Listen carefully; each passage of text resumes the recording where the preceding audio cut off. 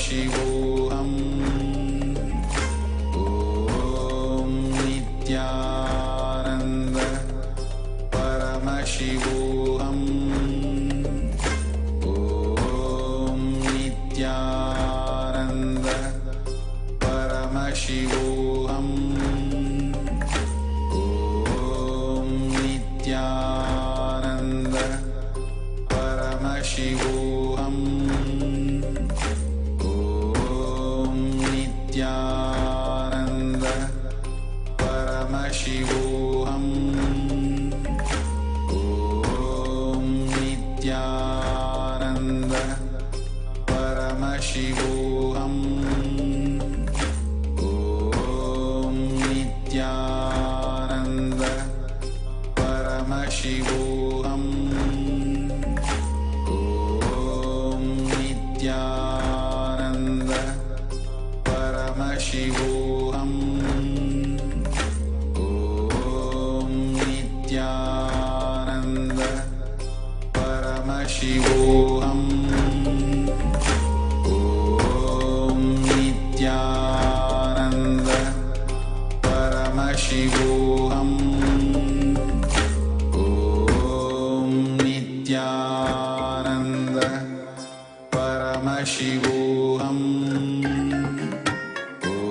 Om Nithyananda Paramashivoham. Om Nithyananda Paramashivoham. Om Nithyananda Paramashivoham. Om Nithyananda Paramashivoham. Om Nithyananda Paramashivoham. Om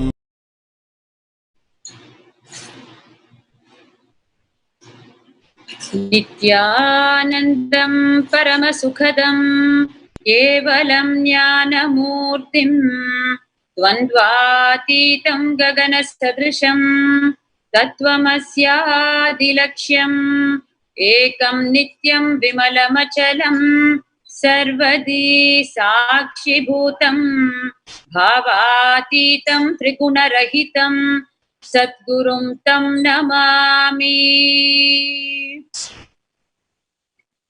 Our humble obeisance at the sacred lotus feet of our beloved Satguru, the living incarnation of Paramashiva,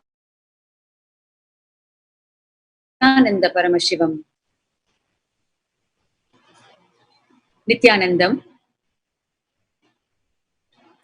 We welcome each and every one of you as we sit in congregation today, waiting for today's darshan and Nithyananda Satsang, the everyday morning discourse by our beloved Bhagavan, the living incarnation of Paramashiva, His Divine Holiness, Bhagavan Sri Nithyananda Paramashivam. It is in the tradition of the great Sanatana Hindu Dharma that congregation happens every single day. And the great truths, the powerful cognitions, the Hindu solutions, which are nothing but the cosmic principles, are shared. They are revealed by the great gurus and incarnations and received by seekers from all over the world, irrespective of caste, creed, nationality, gender, religion. Because the cosmic principles taught by the Hindu solutions are for the global community, and not only the human race, but for all creatures who are automatically on the path of evolution to higher and higher frequencies of existence.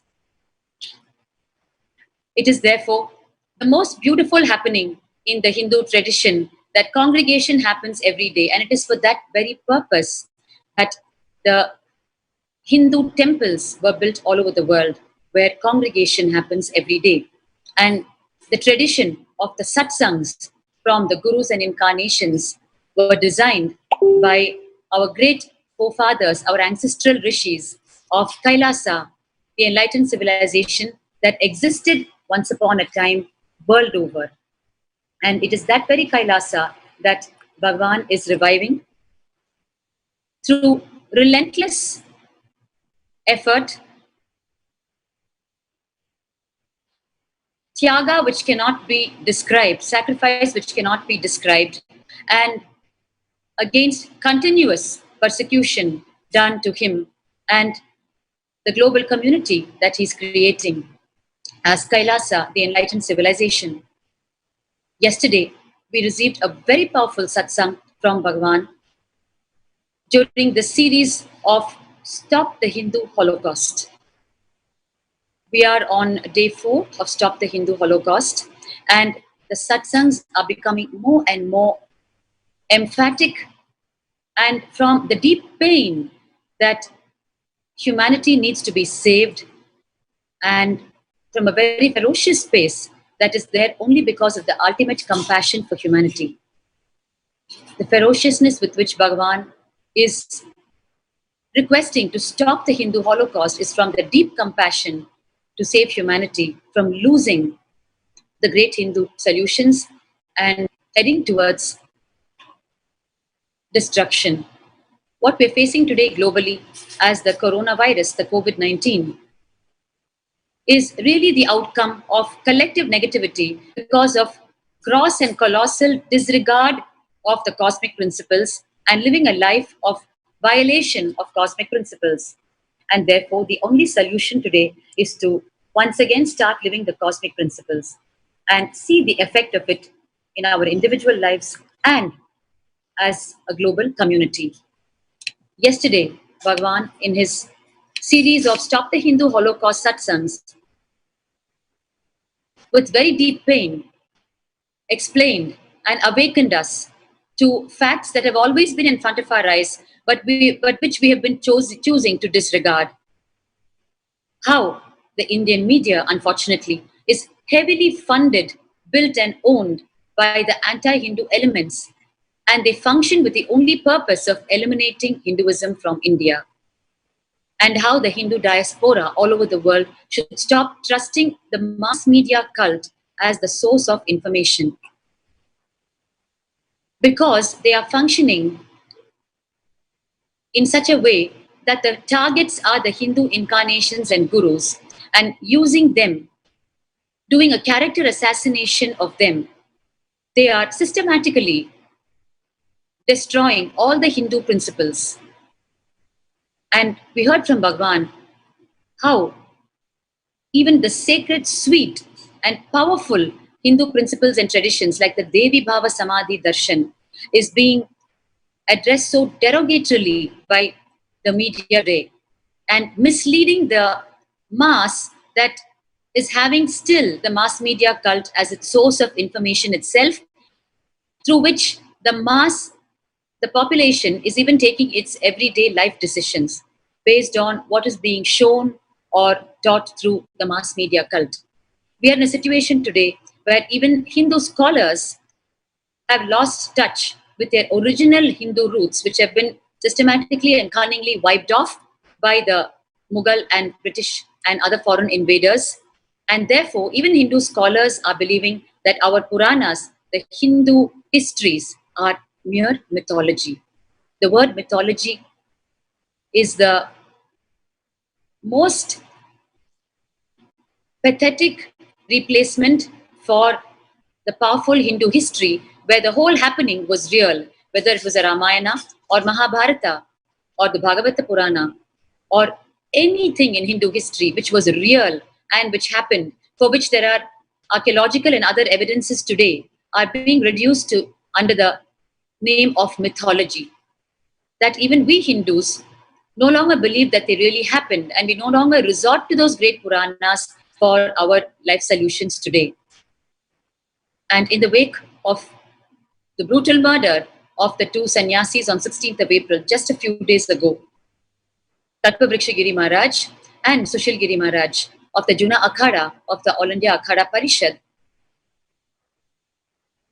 Bhagavan even showed us in yesterday's satsang samples of the well-documented life of Kalpavriksha Giri Maharaj and how sweetly and beautifully he was functioning as a Mahant of the Juna Akhada, and how there are so many videos for all of us who are in search of the truth to go and see about his life. He's such a well-known sadhu and he lived a Mahant's life.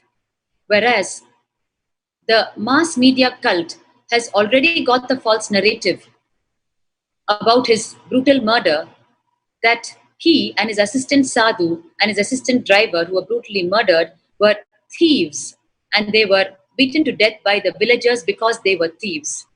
On the one side, if you see the videos of how Kalpavriksha Giri Maharaj lived as a Hindu Mahant, and on the other side, if you juxtapose it with the mass media false narrative that they have conjured up on just the day of the murder of Kalpavriksha Giri Maharaj, if you juxtapose the two and see, we will understand through this one sample how the false narratives of mass media cult are ruining and destroying our very life by feeding us with this, which is why Bhagavan deeply requested the entire humanity not to base its life and decisions on what is being showed through inappropriate mass media cults.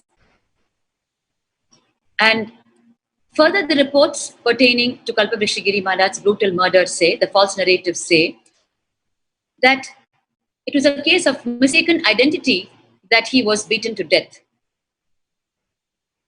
And Bhagavan raised the question in yesterday's Satsang, how any educated man will be ready to believe that the entire police force could not identify that he is a sadhu, starting from him wearing an ochre robe, and that he is not a thief. Today, we are being made fools by such false narratives. And if we don't wake up today, and if we consume these headlines which are screaming today as 3 thieves were beaten, 3 thieves were beaten, and if we're going to delude ourselves with such headlines from the mass media cult, then we are heading towards a huge mass destruction, because these false narratives are going to take us away and away from our original Hindu roots, because they function with the core ideology and goal of destroying anything Hindu or spiritual. And therefore, if we consume it, if we consume their reports, then we are also heading towards completely moving away from the Hindu roots. And Bhagavan yesterday declared 3 of the 5 commitments that he is making to the humanity. And the first of it being that he will establish a museum to tell the world the Hindu Holocaust that the world has been going through, in the same lines as the Jewish Holocaust Museum that is available for the world to see in Washington, D.C. Of course, the number of lives lost is more than 10 times in the Hindu Holocaust than the Jewish Holocaust. And he committed that he will definitely establish the Hindu Holocaust, bringing together all the historical documents as evidence and displaying it in that museum. And second, Bhagavan declared that he would set up a Broadway show in New York, playing the Ramayana and the Mahabharata, the 2 great in Hindu historical events that happened in Hindu history, and establish through it that the Ramayana and the Mahabharata and the likes of all of it are part of Hindu history that happened in reality, and they are the go-to solutions, the real Hindu life solutions for humanity. They are not mythology, and they are not just some poetry or literature or the fantasy of someone. And they are available with facts, astrological facts, archaeological facts, botanical facts, geographical facts. And there are multiple layers of evidences to prove they are history. And third, Bhagavan declared that he would establish the world's most authentic, largest physical and virtual library and Hindu university. All our Hindu literatures, as we know, are being made illegitimate on one side and stolen on the other. all our concepts and principles are stolen, and Hindus are made to believe on one side that our literature and our Hindu history are just mythology or somebody's fantasy. Yesterday, Bhagwan also told us how, in the last 50 years, Hindus do not even know how an authentic Hindu university ever existed, and that he will ensure that he will re-establish the authentic Hindu universities that teach the powers of Hinduism, astronomy, Hindu astrology, Hindu chemistry, Hindu physics, Hindu medicines, and all other fields included. And where 10,000 students can reside and study. And he would revive, of course, the process of establishing the Hindu university has already happened, and the process of preserving the 20 million Hindu scriptures that can be salvaged today over and above the persecution of the Hindu scriptures that has happened. Bhagwan declared that he will salvage them, preserve them, and present it for the universal learning of one and all. And he will restore legitimacy to the Hindu economic principles, where the entire system, especially of education, is Guru Dakshina based, where you offer the Guru what you can in reciprocation for the knowledge transmission that you receive from the Guru. Yesterday was too powerful, and every line delivered by Bhagwan, revealed by Bhagwan, was from a deep pain that the cosmic principles, the Hindu solutions are being buried deep by the Indian mass media cult, and how the Indian media is brainwashing the whole world and making them believe that Hindus are aggressors, thieves, terrorists, attackers. Therefore, it was a deep clarion call from Bhagwan yesterday and every single day of this Hindu Holocaust series of satsangs for Hindus all over the world and the international community to wake up and see what is going on and stop deluding ourselves with the maximalist version of the Vedas and move towards the authentic, original roots of Hinduism.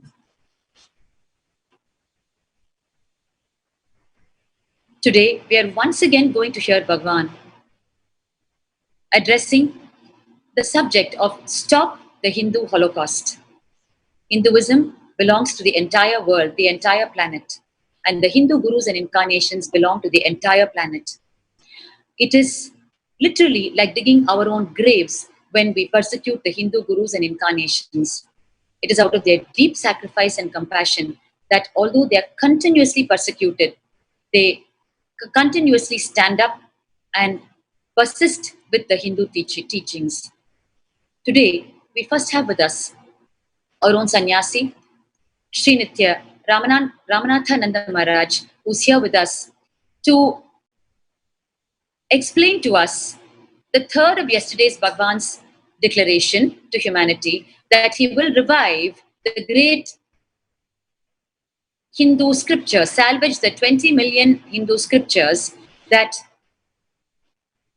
are still existing, fortunately and unfortunately, after the persecution, the multiple invasions that have happened to India, and how Bhagwan is working untiringly to preserve these scriptures, make them available as once again as even palm leaves, and salvage the existing palm leaf scriptures and digitally reprint the books that no longer exist, and go around tirelessly collecting the books that are available in all corners of the world, the very old, authentic Hindu scriptural books.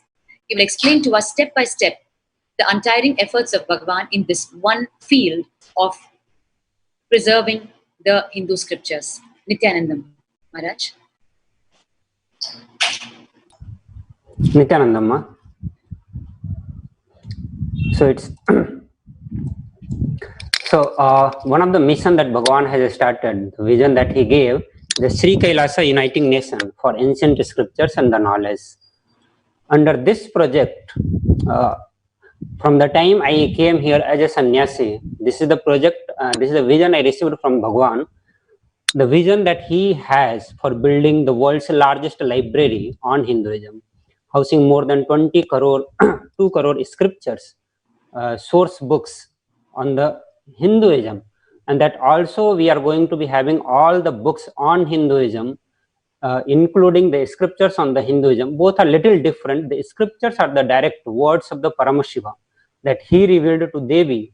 And after that, there have been many rishis, Muni, and the great Siddha, and many masters who have given the commentary on that, the Bhasya, Tika, Tipani, to the modern author who went on doing the various researches on the Hinduism.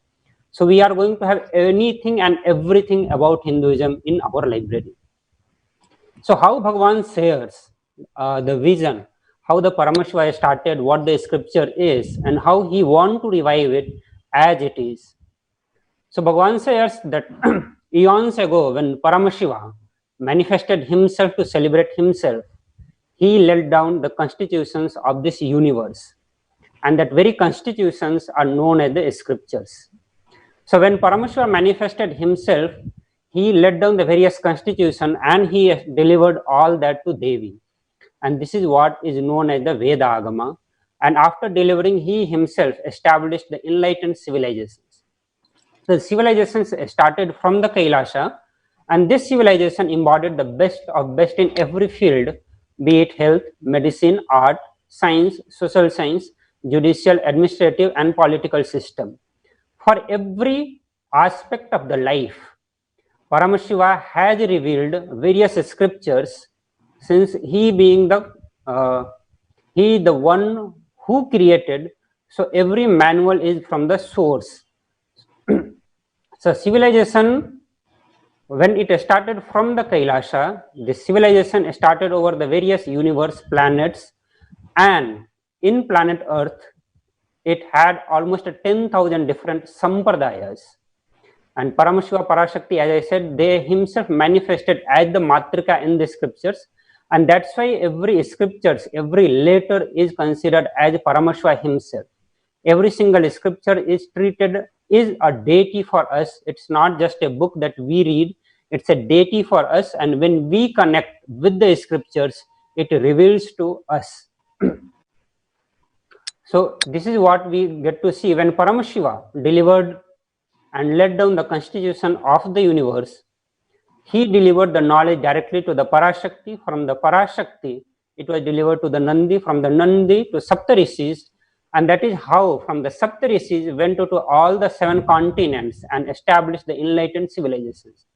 Today we have the 7 continents, and all the 7 continents were established by the Saptarishis, and all of them had the same enlightened ecosystem which was established by Paramashiva in the Sri Kailasa. Over a period of time, thousands of ecosystems started all over the planet Earth. Spiritual kingdoms and samrajyas were created. Even when we look back 200, 300 years back, India had lots and lots of spiritual ecosystems and spiritual kingdoms. Many of those which are being revived by Swamiji now. If you look at the world cultures, there are various world cultures. If you look at the ancient world cultures, there are millions of enlightened beings who created this world culture. And if you look all the many aspects of life in the world culture established, they all have some unique commonality, life positiveness, which can be traced back to the Hinduism. And that it's because all that were established by the rishis that we had. Now when we look back, now we are running only very few libraries, very few enlightened ecosystems are left. Almost all the ecosystems are destroyed. There are very few left in the form of the temples and monasteries. So this is where it comes, the Bhagavan's revival for enlightened ecosystem. And the very foundation to revive the ecosystem is the source scriptures. Everything that Bhagavan has been doing, he is directly referring to the source manual given by Paramashiva, Agama, Veda and Agama, the scriptures that are revealed by Paramashiva. So the Kailasha Nithyananda Library is the collection, the world's largest collection of all the scriptures and books on Hinduism. So the first vision that Bhagavan gave, that he was telling about, that the books and deities made Nithyananda. So we can see how important the scriptures plays the role in the revival of the Kailasa ecosystem. The Bhagavan himself is made out of the books, the scriptures. If you look around, you will see Bhagavan is always surrounded with the deities. If we get to be living very close to the Swamiji in the Adinam, we saw that always Swamiji will be surrounded with the deities, and at the same time he will always be surrounded with the scriptures. There will be never a time when Bhagavan is not there with the scriptures. So we got to know there are thousands and thousands of library which existed. Since the ecosystem, every ecosystem, the important pillar of the ecosystem is the library. So every ecosystem, be it the ecosystem comprised of the temple, Goshala, Jnanalaya, Annalaya, everything, and every ecosystem will have thousands and thousands of library. Under every ecosystem which is centered on the temple based lifestyle will have thousands of universities, thousands of gurukulam, and every gurukulam, every temple, every university will have the library. When we look back, the India had more than 2 millions, not just 2 millions, it can go up to the hundreds of millions of universities, temples, and every temples had library. Every single institutions that we are talking about has the library, but now in the present times, we do not have a single Hindu library except when Bhagavan started building the Hindu library. So thousands and thousands of Hindu libraries were burnt down to ashes by the various invasions that happened on India. And till date, the libraries are being burnt. As early as I can say, years or 2 years ago, one Hindu library was burnt in Sri Lanka, which is in Jaffna. So the purpose with which Bhagavan is creating library, when we look at the human life, when an ecosystem is created for human beings to have a spiritual breakthrough, for them to experience the state, space, powers, and beings of Paramashiva, and to live a life, there are various aspects of the life is there, which is economical aspect of their life is there, social aspect is there, religious, spiritual, cultural, political, and historical. Now when we look at the ecosystem that ecosystem that we have, none of those ecosystems are spiritual, but all the ecosystem has this part. They have every human being need an economy to run their life. Every country needs an economy. We have a social life. We have a religious life. Every community has a spiritual life. Their cultural life is there. Political life is there, and they have a history, which is a very important component, important aspect of building the right inner image or building a grand narrative of their community, of their country. Paramashiva has given the scriptures related with all these aspects.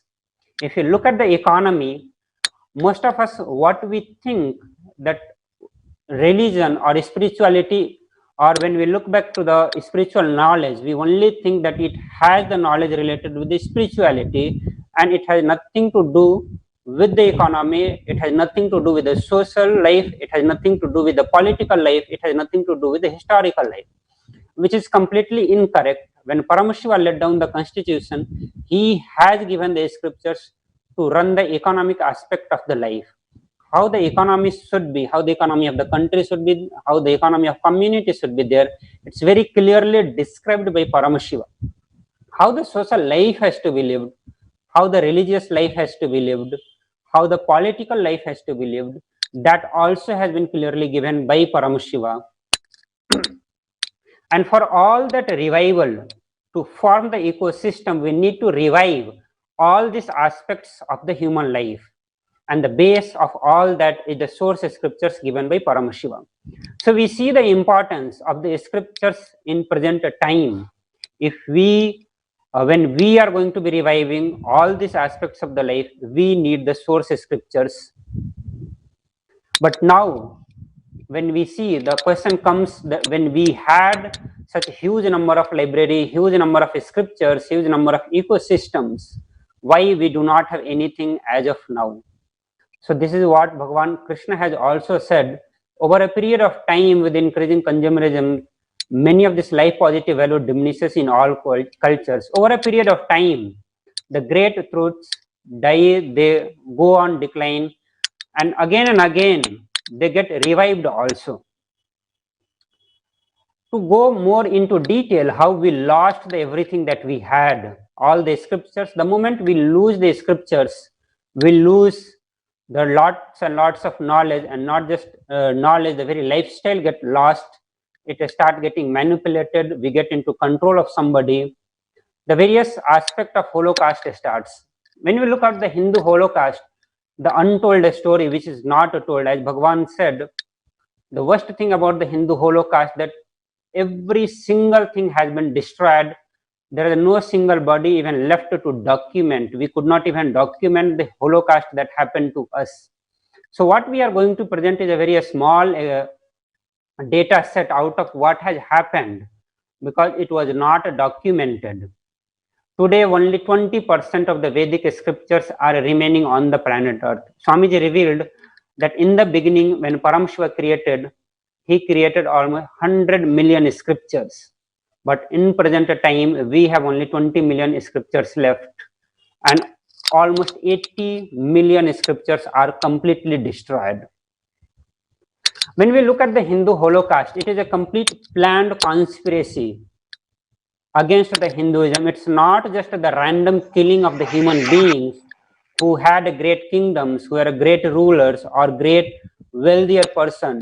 Not just that, but it was a very planned conspiracy to completely destroy the civilization, and that is formed by the knowledge community of the Sanatan Dharma. Sanatan Dharma was based on scriptures which was continuously taken to next generation by various community that existed. So when the Hindu Holocaust started, it was targeted to very specific communities. It started with the destruction of community, but with the overall pictures that we give till now, we have 412 million Hindus killed, raped or forced to convert in last 800 years, which is more than almost 10 times of the Jewish Holocaust that has happened. Till now, almost 3.7 million Hindus have been forced, blackmailed to convert into Christianity.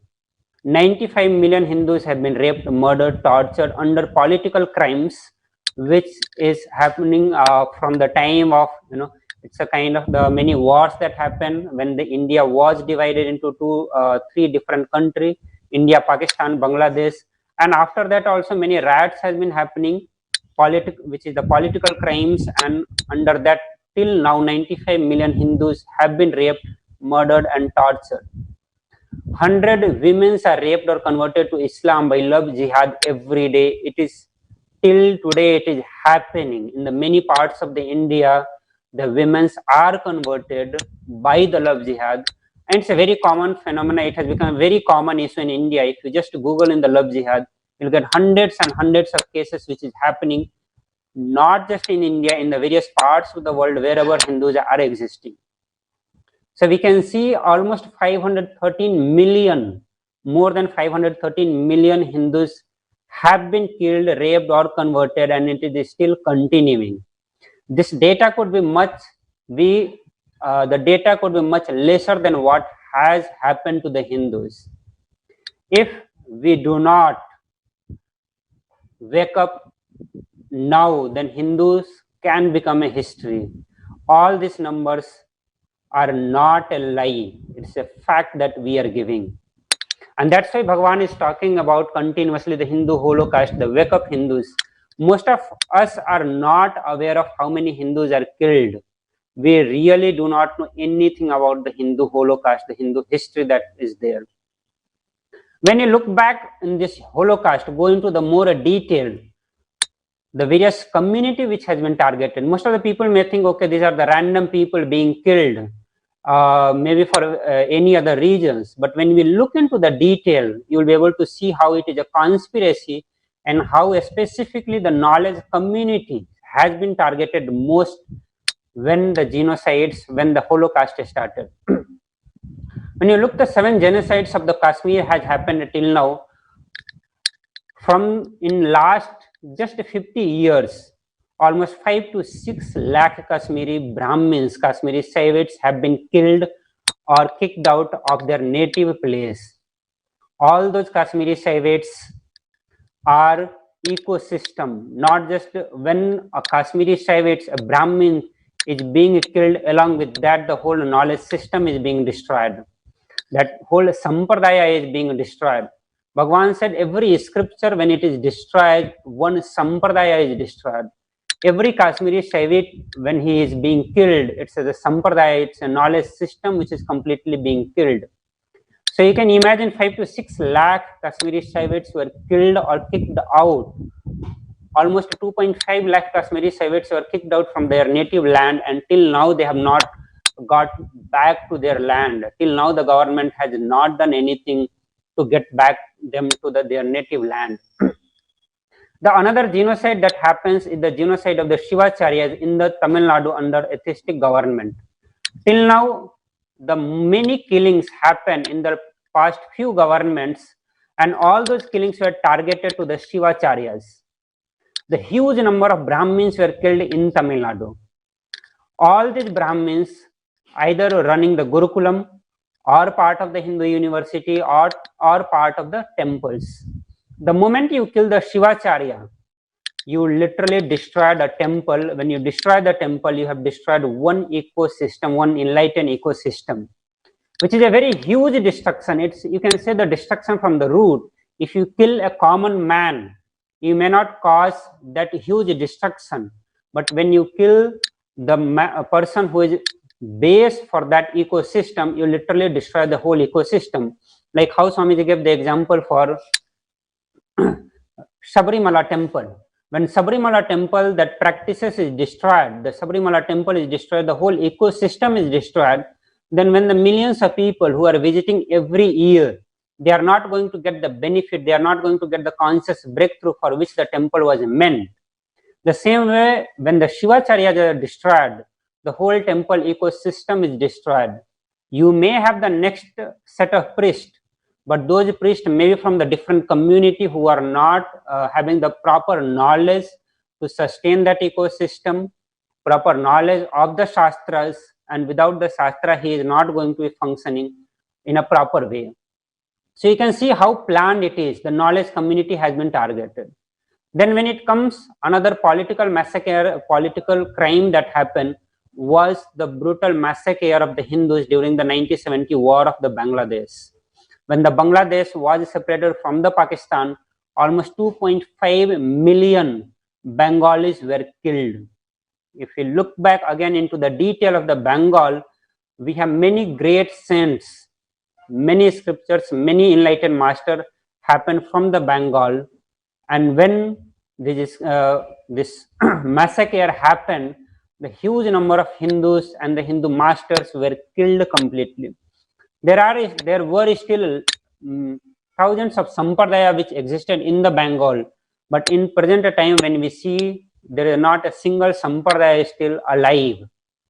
When this massacre happened, not just the Hindus were killed, the huge influx of the Islamic people happened in India to completely destroy the remaining community which existed. Then Noakhali massacre during the before the independence time, when various riots happened. During that riots, there were thousands of Hindus were killed, and thousands of people were lakhs of people were converted to Islam. In all such killing, we have to understand it's not just the killing of the common man that happened. Every time the Brahmins and other knowledge community were targeted. Other knowledge community, when we say the community which kept the science of Ayurveda alive, science of Siddha alive, science of making deity, were kept, the community who kept the science of community, science of temple building, science of deity making. There were various knowledge community. There are many books. There are some books who have been documented the various knowledge community in the India. All those community were targeted and killed. Till now, even in the Karnataka, there are many community who kept the science of Siddha alive. Those community have been targeted and killed silently. Then going back to almost 200 years back, when we had a certain number of gurukulams and university, India saw a huge destruction under the Muslim invasion, and much more destruction also we got to see when we had the British rules in India in the last 200 years. Muslims have been destroying and destroyed a huge number of universities and library, but more systematic destruction started under the British government when the British started ruling. So they not just destroyed the scriptures, they took the destruction to the another level. They started stealing the knowledge that we had, took the whole knowledge in their name, and they manipulated our own scriptures. The whole manipulation of the scriptures started when the British started ruling the India. And the more systematic way, the translations, the wrong translation, manipulated translations started, and those translations were fed back to the Hindus. They took all the scriptures, they killed all the Brahmins, all the knowledge community. So you do not get the right knowledge from your scriptures. Neither you have the scriptures, nor you have the right knowledge from the scriptures. Now the same knowledge getting manipulated and being fed back to you by the Britishers, by their own translations with a lot of vested interest. And that is how we Hindus started losing the respect on ourselves, because we started getting the manipulated, which has complete wrong narratives. Lot of superstitions were added, a lot of wrong practices were added into those translations, and we are made to hate ourselves. We are made to disassociate from our history, from our very own identity. And that's where we all got into very low inner image, very low self-respect, with which till now all the Hindus are suffering. So this is a very small data that I am presenting, which we could figure out based on the various research that we did. And this data is specifically from the one region, Bihar and Bengal. It is not including the other regions of the India. So around 1853, around the 1850, almost 13,000 universities existed, and 2 lakh gurukuls were existing in India.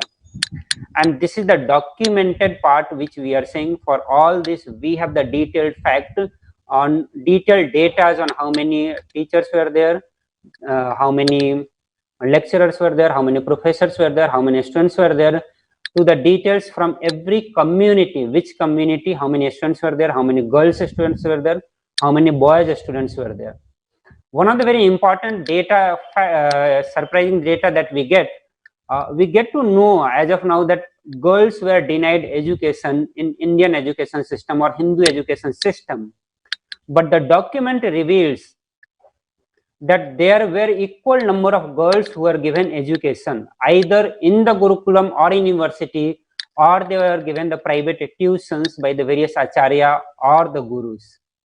Either they go back to the school, if they are not able to attend the Gurukulam or university, they used to be given the private tuition. The acharya used to go to their home and then give the education. Other part that is told to all of us, that the education or the Veda and Agama were given only to the Brahmins. But the data shows that in almost all the villages, all the universities, we had more number of students from the different community compared to the Brahmins. Education was very common and accessible to the all parts of the community, and it was not just restricted to the Brahmins or to the male body. It was equally given to the female body. It was equally accessible to the all communities. Today, the various community has been given the caste system, like the Dalit caste system, lower caste or scheduled caste, but all of that had the higher education, access to the higher education. So when we look back, almost 2 lakh gurukuls existed in Bihar and Bengal. So you can imagine how many gurukulams existed across the India, which includes the present day India, Bangladesh, Pakistan, Thailand, Nepal, Sri Lanka, Bangladesh, and parts of the Afghanistan, Tibet. There were huge number of the gurukulam existed. You can see the knowledge community that existed, the kind of education that we had. and the kind of time and energy was spent just for the education. Almost every single village had one Gurukulam, and 100 villages, almost 100 villages, after each 100 villages they used to have the colleges, and for the big, much larger community, they used to have the university. Universities were not like every 100 villages, 1000 villages may have a bigger number of villages, which even nowadays follows the system. That type, we had the universities also. If you look back of the some of the remainings, some of the library name that we can remember, almost all the libraries are destroyed to the extent that we do not know even the names of many of those libraries. One of them, which is known to many of the people, is the Nalanda library. So Nalanda library, which existed in present day Bihar, had almost 9 million books, which were burnt by the Islamic invader Bakhtiyar Khilji. When he burnt this library continuously kept burning for almost 6 months. It took almost 6 months for this library to completely get destroyed. One of the important facts that we need to know, present day it is told that Nalanda library is a Buddhist library, which is not a complete fact. Nalanda library was a complete Hindu library. Buddhist scriptures were also existing there, and it's very clear fact that Buddhism is one of the sampradaya of Hinduism. Out of the 10,000 sampradaya that existed, Buddhism is one of the sampradaya of Hinduism, and this library was a complete Sanatan Hindu Dharma library, a Hindu library. So along with this Nalanda library, there are Takshashila University, Vikramshila University, Telhar University, like that there are multiple universities existed, and all that universities had the huge library with it, which was completely destroyed by the Islamic invaders. Now looking back to the another source of the scriptures, another source of the library. Here we are discussing a specific aspect of the Hindu Holocaust in the respect of destruction of the scriptures. So when we see the scriptures, where all we can have these scriptures, or who all can have the scriptures, so we are seeing the Brahmins were the one who dedicated their life for the preservations and spreading the knowledge of the scriptures. So how the genocides targeted the Kashmiri Shaivites, the Brahmins from the different parts of the country, and the knowledge community. So the moment they are destroyed, the scriptures are destroyed. The another institutions which preserved the library was the temples. Other than this knowledge community, the second part which comes is the temples. So present day, India has more than 2 million temples, and this is as per the government report. Still, the India has more than 2 million temples, including the big temple to the village temple. And we know that all the temples in India have a library.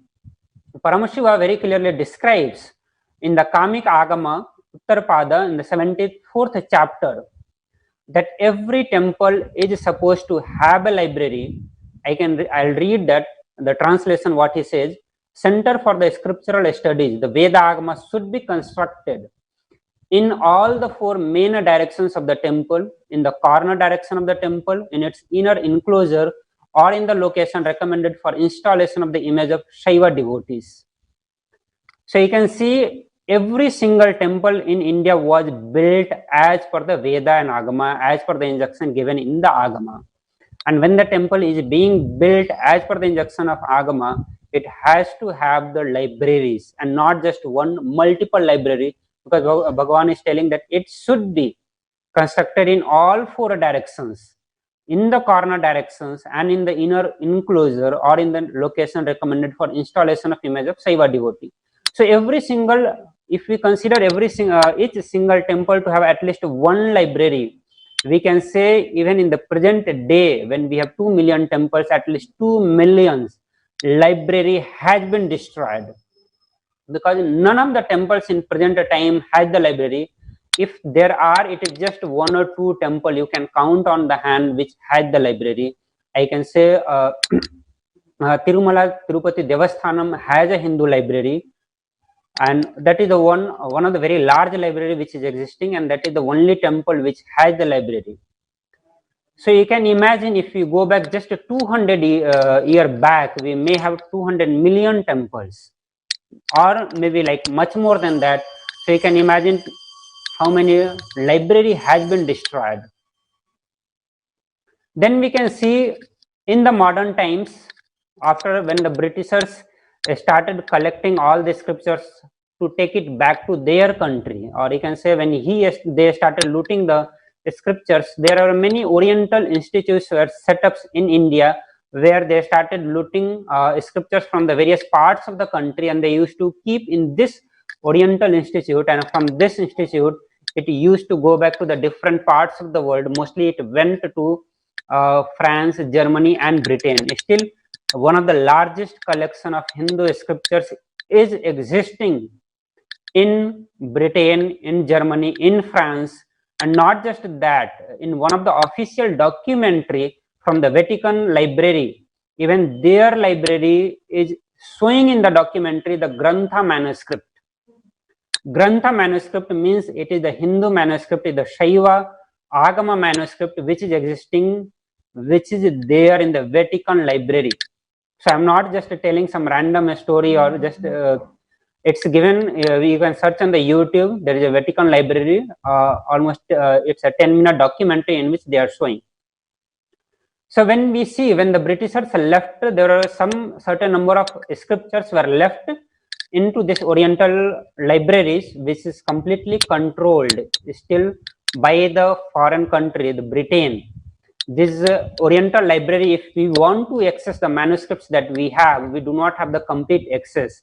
Let's say if there are 60,000, 100,000 manuscripts are existing, at max you can access 1 to 10 manuscripts. You won't have the access to all the manuscripts. That also there are various rules and regulations. But the another aspect that I wanted to share, then all these library are also existing with a certain number of the mutts or the temples. The very few temples have these scriptures, but because of the continuous persecution happening, the present day government is not taking care or not funding this library.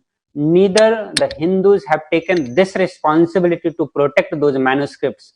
So whatever manuscripts which are existing with the temple are in very bad conditions. Some of this which I am showing is from the temple which is existing there. The bottom right that you are seeing, it is from the Nepal. Recently when the earthquake which came from the in the Nepal, it destroyed thousands and thousands of manuscripts. And after the destruction, after when the flood ended, after it was accompanied with the flood also, this is how all the manuscripts were kept in just one room. All the manuscripts were just dumped into one room. And when we inquired why it is kept like this, they said we do not have money to again restore all these manuscripts and keep it in a proper condition. You can see the condition of the manuscripts that we have. And it is happening only because all the Shivacharyas were destroyed, all the temples are destroyed, temple has been taken in the control of the government. The moment it takes over, all the such fundings are stopped to take care of those temples and the various activities taken by the temple.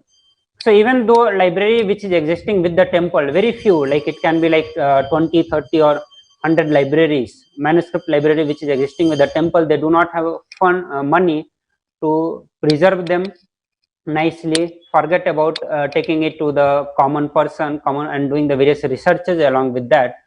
So this is the situations we are seeing that we have for the manuscripts. Then I was discussing about the Oriental libraries.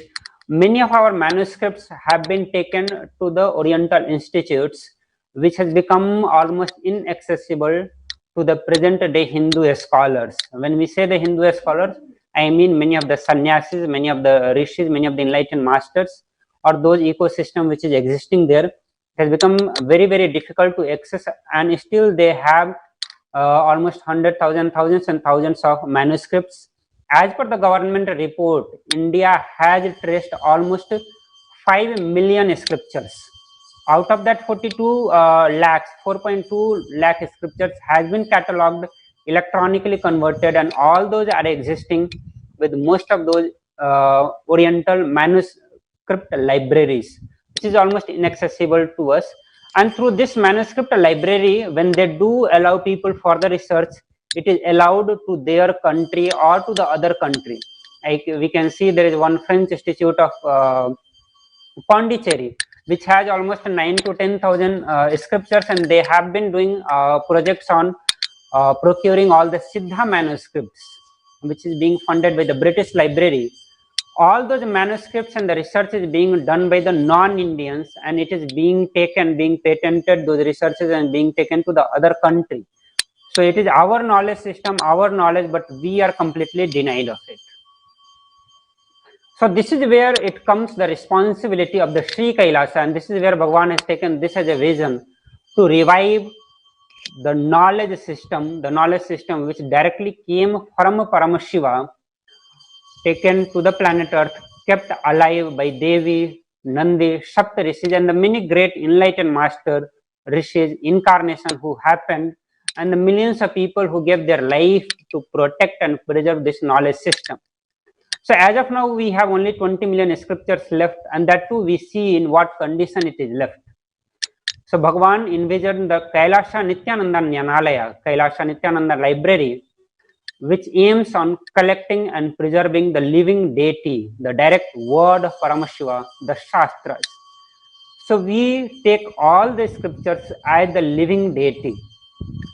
As Bhagavan was yesterday also telling that all the Ayurveda are, if you do not believe in the consciousness, the many of the Ayurvedic prescriptions will not work. In the same way, for for all the human beings, the knowledge is just a book. But we know that all this knowledge as the living deity, they reveal themselves. Even though you can read the description, even if you have the knowledge of the Sanskrit, or if they are translated in English, you can read. But the knowledge that you are going to get will be very limited. All these are living deity, and they reveal themselves to the right person, to the right masters. Bhagavan also telling that the Sanskrit is a Vageshwari. She reveals to the people. She reveals only to the enlightened master. So when we look the use of the scriptures in our life, it is only the enlightened master who can decode the scriptures and give the right knowledge to the human beings, and not everyone else can do it. So in this direction, the Bhagavan has been collecting the various scriptures, books from all over the India. So till now we have collected almost 100,000 books on Hinduism, and more than 400,000 digital collection on Hinduism, and it is still going on. The present day collection, which is 100,000 books on Hinduism, it includes various scriptures, be it Shruti, Smriti, Itihasa, Darshana, or Agama, or our history. So all those various aspects we have been collecting, and huge collection is coming soon. Like within a year or few months, we can say that this collection can go up to 20 lakhs also. We have got many more people who have come forward to donate huge collection of scriptures. More than 400 digital books on Hinduism we have procured. As we say, see, the Bhagavan said that we are going to have a physical library, and at the same time we are going to have a digital library. Bhagavan has been saying that we Hindu do not have a place, but we have a space. And that's why we are building a digital space for the library. Since we do not have a place to build the library, but Sri Kailasa will be building one model library where all the physical collection of scriptures, books, deity is going to be there. But at the same time, to make all those scriptures, books accessible to all the Hindus around the world, we are building a digital library which will give access to every single scriptures, every single books. Till now, in that direction, we have collected 400 lakhs, 400,000 books. We have the largest collection of Shaiva Agama in the world. All the Shaiva Agama we have procured from the Tamil Nadu area, which is the largest collection. Almost 10,000 scriptures, manuscripts has been collected on that. We have the largest collection on Kashmir Shaivism in the world. Almost 13,000 manuscripts on the Kashmir Shaivism has been procured by us, all in the digital format, through the help of the various volunteer organizations, sannyasis, and in various methodology. Almost all the Kashmir Shaivism scriptures has been destroyed, or whatever we procured, it was procured from a non-Hindu people, because all of them had been converted to another religion, or the library has been taken over by the invaders. Mostly it is the Islam which has completely destroyed the Kashmir Shaivism. They have taken over everything. So many of those scriptures were procured from the non-Hindu family also. We have the collaboration with the various library, old muds, and the personal collections. So this is another aspect I shared, where our knowledge is still preserved, is the traditional library from the various muds and the personal collections. So all the Shivacharya used to have, and still many of the Shivacharya have, huge collections of the scriptures. Many of the muds have the scripture collection. So we are collaborating with them to get those manuscripts, books, and the various collections that they have. We have collected another 31,000 rare folios of the manuscript, which you can see in the hands of Bhagavan. So these were collected, these were donated by those manuscripts library, those Shivacharya. So when they saw the works of the Bhagavan, they were highly impressed and motivated. They felt, okay, only in the hand of Bhagavan their scriptures are going to be safe. It is going to go back to the society. So they gave all those scriptures to the Bhagavan, and that's what you are seeing here in the hand of Bhagavan. World's first exclusive Hindu library management system based on ancient Vedic scripture classification tree. As I have said, that Hinduism had a vast collection of scriptures, knowledge system having like 100 million scriptures. And when we say 100 million source scripture, the total scriptures will go much more than the billions, because every scriptures will have a commentary. In English we are using the word commentary, but in Sanskrit there are a specific methodology of doing the commentary, which is bhasya, tika, tipanni, vartika, chandrika, gudhakosa, bhavartha. So like that, there are more than 32 systems of manipulations, or you can say the commenting on any scriptures, and their various permutation combinations. Like any scriptures, like when we talk about the Bhagavad Gita, it will have the bhasya. So we have the bhasya on Bhagavad Gita by Shankaracharya.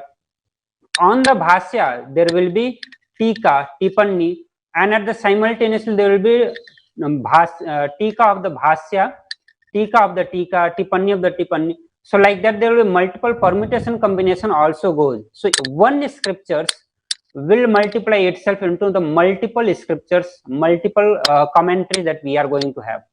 So to maintain this huge knowledge system, we need a knowledge management or knowledge classification system. So present time, along with the knowledge system, the knowledge classification system was also completely destroyed. The present time, the knowledge classification system which exists does not give a proper place to Hindu knowledge system. We have many knowledge system, like Library of Congress classification system, or Devi decimal classification system. Like that, the many country have the many various classification system, but all those classification system, when we study in detail, they give less than 1% place for the Hindu knowledge system. They put whole Hindu knowledge system into the category called others. So it will become very difficult for you to access the various knowledge system. I can give a very short example. Let's say if you go to a huge library which has 1 million books, and you are looking very specific, let's say you are looking for a mechanical engineering. So you are not going to be traveling to the whole library, going to browsing the whole library and find where this is specific, where the books from the mechanical engineering is existing. So what you do, you look into the knowledge classification system, you look into the catalog and go to that specific place, get that scripture, get that books, and you start studying. Same way when it comes to the Hinduism, when you put everything into the other category, it's like 20 million scriptures you dump into one library, and you do not tell which scripture is existing, because you do not have a proper knowledge system. You just tell other category, and the whole let's say 6th floor or 10th floor building just says it's other category. So you cannot access a single book from that. So even if you have the knowledge existing with you, but it becomes inaccessible to every person. which makes it again meaningless for us. Then comes world's another aspect, another development that has happened. The world first multi-script OCR, Sanskrit-based search engine, video search engine that we did. It was done keeping in the mind, as we said, that we are trying to reach to every Hindu in the world through the digital library, making it more and more accessible. So present day, when a researcher, when we look at the need of the researcher or a Hindu seeker, he will not be going through all the books. If I am making available 100,000 books, nobody is going to read one by one all the 100,000 books. Everybody, when they come to the library, they have a certain specific purpose in their mind. Like if you are reading, you may be looking for the Ayurveda. In Ayurveda also, you may be very specific that you have an stomach issue and you are looking for what Ayurveda says on the particular issue that you have. If you are looking for the detox, so you go with a very specific purpose. So when I make the digital book available to you, it has to be searchable content. You should be able to search, and to make it searchable, when we digitize a scripture, it goes into the image format. So that image format, we need an OCR to make it readable format. And all the existing OCR that is existing there in the market is single script. Like if you have only one script, let's say English, French, German, or Hindi, you will be able to run the OCR and make it editable, make it readable. But all our scriptures are in the native languages. India has more than 40 scripts, more than 40 languages existing. And for those scripts, the OCR are not existing. And most of these scriptures exist in bilingual or bi-script. Like you will have the Tamil Sanskrit, Tamil Hindi, and you will have the Gujarati Hindi, Gujarati Sanskrit. So those kind of scriptures, even when we look for the translated, so the authentic scripture can only be considered if it has the original verses, means the Sanskrit English. So for the Sanskrit English also, when we do the OCR with the available OCR applications, it does not do the OCR. So again, it becomes useless for people, or it becomes difficult to access. I won't say usually it becomes difficult to access. So that is where the role of multi-script OCR comes. So this OCR has been developed. Then comes the Sanskrit search engine. So the present search engine that we have is the English-based search engine, but many of our scriptures are in the Sanskrit. So we needed a search engine based in the Sanskrit. This search engine is using the Panini Sanskrit grammar, the grammar that has been given by the Panini. So using the concepts, using the knowledge given in those grammars, so those grammars has been used. Video search engine was developed from the aspect when we have the huge content in the form of the video. Let's say when we are talking about any specific Satsang of Swamiji, so you may be looking a certain specific part. Let's say I am looking where Swamiji is talking about the library. So the video may be 1 hour or 2 hour long, but you may be interested in specific content. I am talking about the researcher. So we are very much interested into the specific content. So this video search engine, you can go and search the library and it will take you directly to that point where Bhagavan is talking about library. So in the same way, all the great enlightened master for whom we have the video content, either its original content or the documented in the form of video. So this search engine will help you to directly search the content from inside the video. So you will not have to invest your huge time to go through the complete video and then put a timestamp. Okay, this is the time where the content you have been looking, you find. So you can use this search engine and directly go to that specific point. Then comes I'll be sharing after the accomplishment the vision given by Swamiji for the HDH Nithyananda Paramashivam. So I have received the vision given by Paramashiva directly, by Swamiji directly, how he visions the library, and it continuously he has been revealing many aspects of the library. Here I will be presenting to the certain aspects of the library, certain aspects of the vision. Last few days back till Bhagavan gave another vision. He revealed many more vision for the library, which I'll be sharing also. So Bhagavan said we are building the world's largest Grantha Samadhi.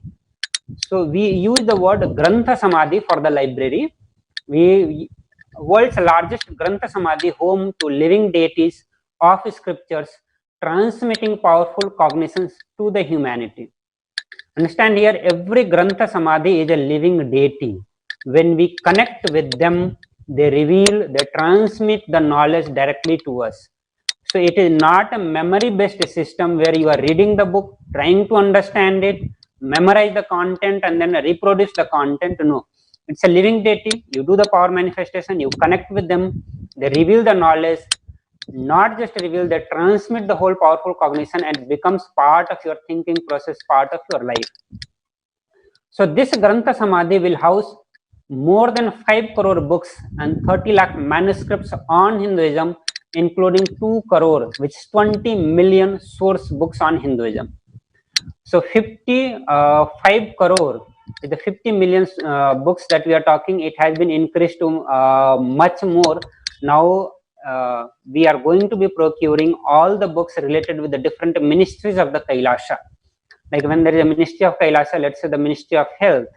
So we are going to be procuring all the existing books on the health, whether it is from the Hinduism or another academic books that has been used or developed, published till now on the health. We are going to have an state-of-art library building spreading over 10 million square feet, which is 230 acres, using the latest software to automate the library management system. So this one of the library which we are going to be building in the Sri Kailasa will be spread over 10 million square feet, and this is the just ground. We are talking about the one floor area, 230 acres. It is going to be a multi-story building. Then establishing the world's largest digital library on Hinduism, Hinduism books and scriptures, so that we can reach wherever you are. We, when Bhagwan does any work, always it's the user first. He makes everything as much as user friendly it can be. So even when we are building the library, when we are making Hinduism scriptures available to the Hindus or anybody in the world, he is working to reach to your pocket, to your mobile, so that you do not need to waste your time to coming to our library. If you are coming, it's welcome. You are going to get many more things. But even if you are not able to make it to our library, we will reach to your pocket, your mobile, your laptop. And with that purpose, we are building the world's largest digital library on Hinduism. Then comes the Grantha Samadhi. So when we are building the library, it's not just having some racks where the scriptures are put according to the knowledge classification system. As we said, it's a Grantha Samadhi. So it's going to be consecrated. So for every scriptures, let's say when we talk about the Kamika Agama, so Kamika Agama, Srimad Kamika Agama is a deity itself.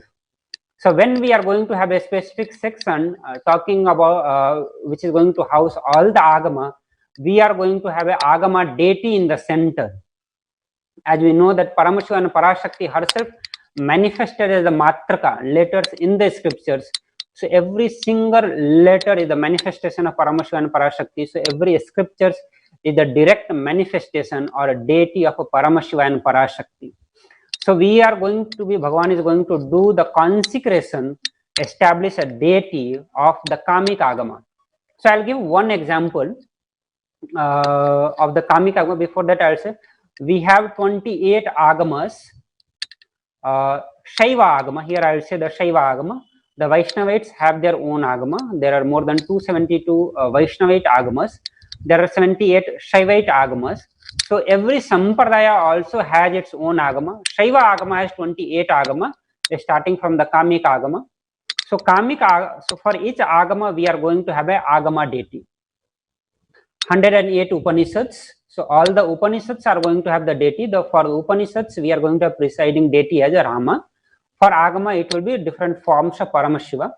So for the Kamika Agama, Paramashiva very clearly tells in the Kamika Agama, all the 28 Agamas were delivered by Paramashiva's different body parts, different face of the Paramashiva. All the 5 faces delivered different sets of the Agama, and all the 5 faces, there are some agama delivered by the feet of Paramashiva, thigh of Paramashiva, lips of Paramashiva, hands of Paramashiva. Kamik agama was delivered by the feet of a Paramashiva. So when we are making the agama deity, we will have a 5 face Paramashiva, and with every body parts, from whichever body part, from whichever faces those agamas were revealed, those scriptures will be in the form of palm leaf, will be kept in the those specific body parts. As one example, you can see here one of the agama deity. It's Anjanya agama deity. This scripture is from the Sri Vaishnavism. So how these scriptures look like a deity, this with the peetham, with the temple, all is shown here, the proper alankaram is done. The similar way we are going to have the deity for each of this. So this library will be housing thousands and thousands of living deities of the various avatars, master, rishi, saints, and the incarnations. So just like how you see in the temple, a temple having Paramashiva and Parashakti as a presiding deity, and then many other deities, Siddha, Purushas. The same way when you visit the library, Kailasha Nithyananda Nyanalaya, you are going to see thousands and thousands of deity, not just hundreds of deity. I can say the largest number of deity which will be existing will be the library. So along with all the gods and goddesses, you are going to have all the enlightened master, rishis, saints, honoring their contribution to the Hinduism. The Kailasha Nithyananda Nyanalaya will be honoring every single individual, every single masters who have played their role in preserving the scriptures available on the planet Earth. I'll give you as one example. Let's say when we talk about the Ramakrishna Paramahamsa scriptures, or the all the knowledge that has come from the Vivekananda, all the books from the Vivekananda. So when we build a section on Vivekananda or a Ramakrishna Paramahamsa, we are going to have a deity of a Ramakrishna Paramahamsa, we are going to have a deity of Vivekananda, and along with that all the festivals related with the Ramakrishna Paramahamsa will be celebrated for that specific section. So when you go to the area where the books related to the Ramakrishna Paramahamsa is kept there, will have a deity. His birthday will be celebrated, all the important dates, all the important events related with his life happening will be celebrated. So it will be very life happening, a living library, not just a dead library where you have the books, you go and read and try to memorize, trying to note down important points. No, it's going to be a complete living Sri Kailasa, where thousands and thousands of gods and goddesses, masters will be living there. You live with them, you relate with them, you celebrate with them, and establish oneness with them, and have the knowledge directly from them revealed, transmitted to you as a powerful cognizance. One of the another aspect of this library is going to be, this library will be built in a way which will give importance to the research and reference section. So present day, the libraries are mostly like the reference section where you go and refer to the books. But this library will also be focusing on building in a such a way that it becomes much easy for the researchers. So I'll explain how Bhagwan said in his own words. I'll say that let's say a person is looking for the Himalayan yogi. So when we do the knowledge classification as per the present day knowledge classification system, I'll take one example of knowledge Himalayan yogi, let's say Paramahamsa Yogananda. So this is the example given by Bhagwan. So when you look for the autobiography of an avatar, Paramahamsa Yogananda, so this will be falling under one category, one rack in present library system. But when in our library, when a person comes looking for a Himalayan yogi, so the book by Paramahamsa Yogananda will fall into multiple category. So he can be Himalayan yogi, it can be Paramahamsa category, it can be enlightened master category, it can be autobiography category.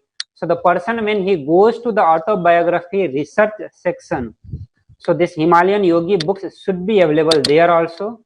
If a person is doing research on Himalayan yogi, he goes to the section called Himalayan yogi, there also the books of Paramahamsa Yogananda should be there. If a person is doing research on the enlightened master, he goes to the section on enlightened master, he should be able to find the book on Paramahamsa Yogananda, autobiography of the Paramahamsa Yogananda of a yogi, he should be able to find there. If a person is doing research on the autobiography of enlightened master, he goes to that research section, and there also he should be able to find that specific book. So we have to make it that easy. When Bhagwan is building the library, he is looking to that detail. So none of the present day library has this kind of facility. If you are looking for a book, it will be available at only one point. There is no such thing called as a research section.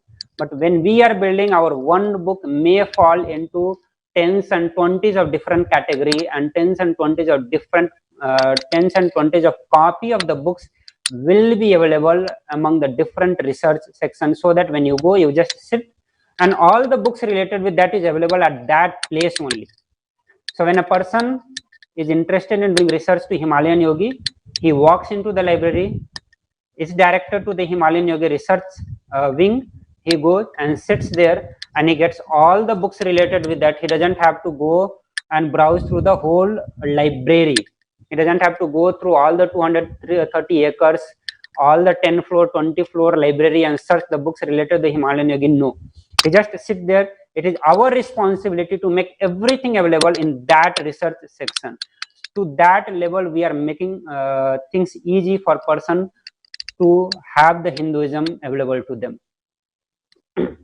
So after the vision, it comes the mission, how we are working, how Swamiji has been working to make this happen. So one of the important aspect of that is digitization.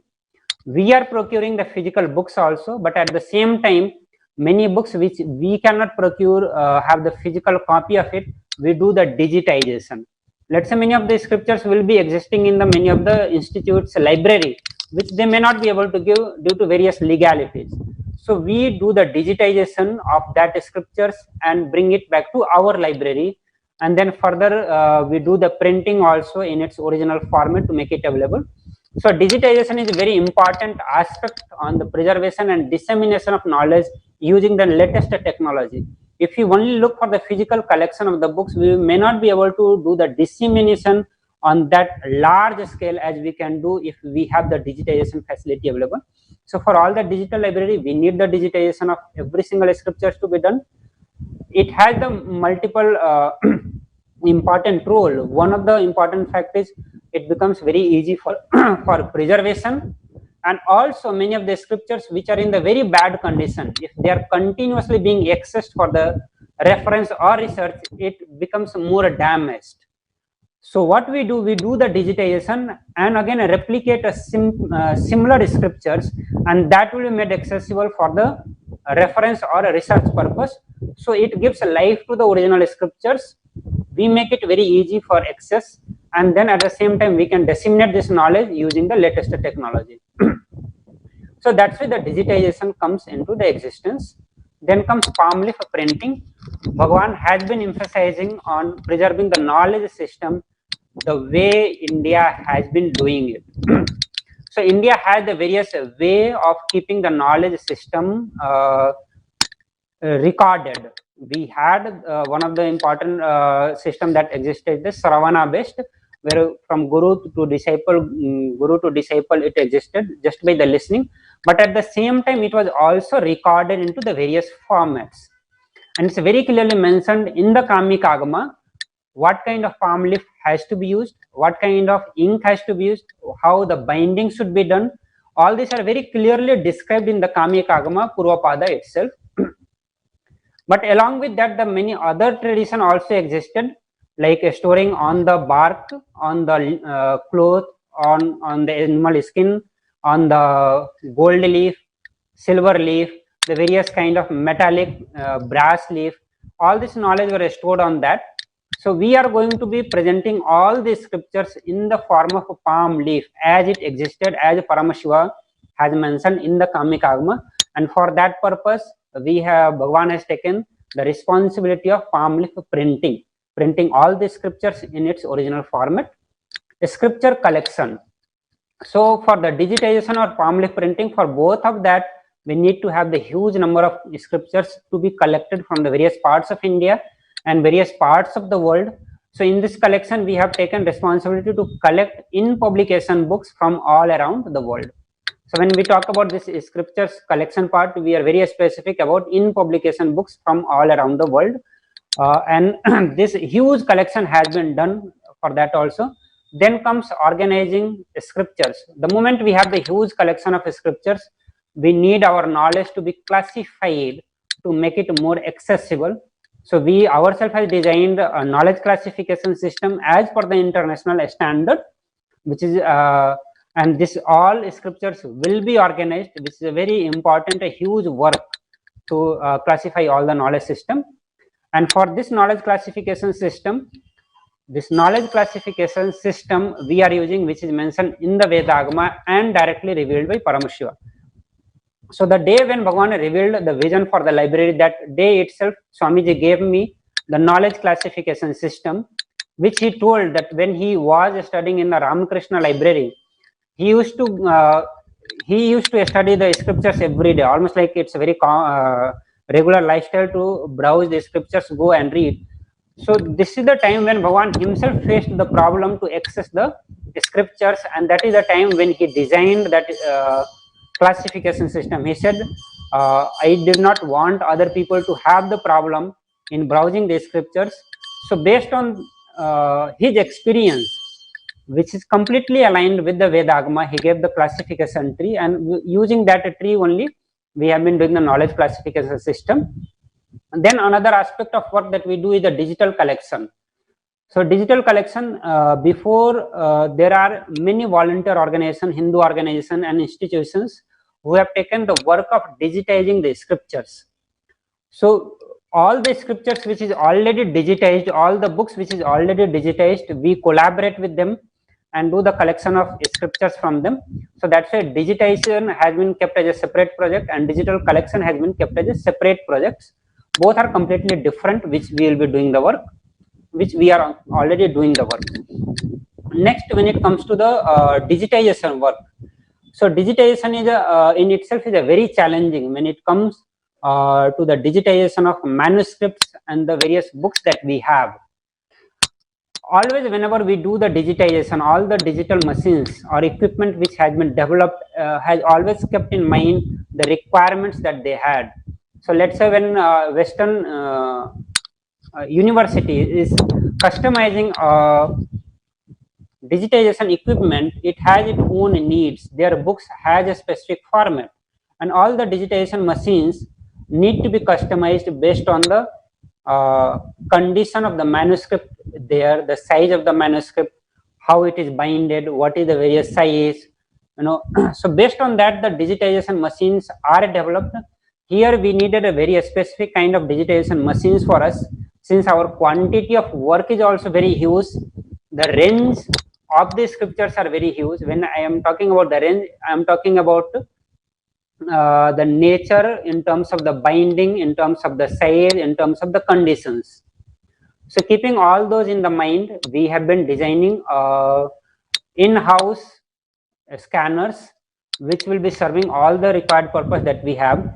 One of the requirement we have is the portability, which we can take it to the various libraries in the India, set it up there and do the digitization with a minimum training given to the staff.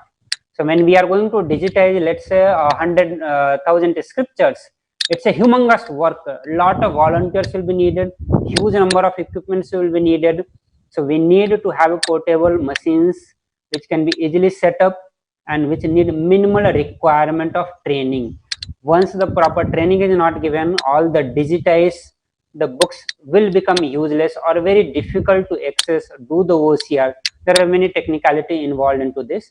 We designed a V-shaped cradle for the digitization of bound material and pamphlets. Whenever we do the digitization of bound material, one of the major problem that is faced is the curvature which comes. So whenever a thick book, when you open it, always a curvature comes on the both side of the pages. When we, with the many available digitization machines, when we do the digitization, it does not remove the curve. The curve always comes, which makes the book look very bad, and also at the same time, those books cannot be OCR'd. If we cannot do the OCR, it is not editable, not searchable, so it's not useful for the researchers also. So that is the place where we needed a V cradle shape, so that it presses and make both the pages flat, and then the digitization becomes more perfect. We have the color digitization. It's not just the black and white, but it's the color, because what Bhagavan told that we are going to be printing the scripture as it is existing. if we have, let's say, the oldest existing manuscript that is existing in present time is almost 800-year old in the Nepal. So if we are going to print a replica of that manuscript, we are going to have the same color, same texture. We are not going to be altering even the color and texture of that manuscript. When it comes to the book, when we are going to reprint the book, which is very old book, we are going to have even the paper of the same color and same GSM, similar kind of printing. So when it we have to take care up to that level, we needed a scanner which can have the color scanning. So just black and white is not going to serve because that will destroy the whole purpose. So the color was needed. So this project, when we started, we have taken, this is a humongous project. So it has been divided into multiple stages. In the first stage, we took the responsibility of digitization of 100,000 books, and which included the rare books and Shaiva Agama from the traditional mutts from the Tamil Nadu. So there are different kind of scriptures which is existing in India. As I said, there are 43 lakhs, which is 4.3 million scriptures are still available in India, which is documented by the government. Other than that, there are many still undocumented scriptures are also existing. I am talking about the documented. So those wherever, out of that, we decided first on the priority basis to go for the Shaiva Agama, because that is the more important need for our Sampradaya, to have the Shaiva Agama. So many Shaiva Agama traditional mutts, we went and contacted them, and their scriptures we took in the first project to do the digitization. And then the Sanskrit books from one of the Sola Bhagavad Vidyapith library from Gujarat, and their various personal collections of scriptures from the Karnataka. Karnataka has a huge collection on the Ayurveda and Siddha. Still there are communities or the people who have the huge collection on the Ayurveda and Siddha. So we decided to do the digitization of that also. And then the source scripture collection from Swaminatha Iyer library. This library also has a huge collection. And for the digitization, this whole project cost is coming around 1.19 crore Indian rupees, which is also $156,000, $156,318. This whole project has been taken, which includes the cost of all the scanners, all the volunteers that we are going to be using, all the travel cost, everything has been included here. So whatever machines we were going to purchase, for every single page the calculations was done. So there is a various infrastructure needed for the digitization. If we are going to do the digitization, the infrastructure needed is the scanning machine, laptop, staff, and a storage space. So a scanning machine, almost 60 machines we decided to purchase, which we are customizing, and then 120 staff for a year, 60 laptop and 60 hard disk. And for all of that, when we calculated the cost for 200,000 books came out to be 2.38 crore. For 100,000 books, it comes around 1.19 crore, which is almost $156,000. Then comes the cataloging and classification. The moment when we have the huge collection of scriptures and books, we need to do the cataloging and classification. Then only every single books will become accessible, useful for any single individual who is walking into the library. So we took the responsibility of descriptive cataloging of every single books. So presently we have almost 500,000 books, including the digital and physical. So this descriptive cataloging includes the physical books also and the digital books both. So each books, on our experience, we have found out that each books cost around 10 rupee for the descriptive cataloging. So the total cost comes around the 50 lakh, which comes around almost $40,000 I have put at the end of that. So descriptive cataloging. Then comes another project, which is palm leaf printing. This is one of the very important work which has the Sangha has been doing, Swamiji has been doing for a very long time. We have multiple palm leaf printing machines set up into the various adinams across India. So in the first project, we took to print all the manuscripts that we have procured on the Shaiva Agama. As you know, we have the largest collection on the Shaiva Agama. So almost 25,000 bundles of manuscripts with almost 100 folios. The pages are known as the folio in the manuscripts. So almost 25 lakh folios we have, and one folio cost 10 rupees for printing.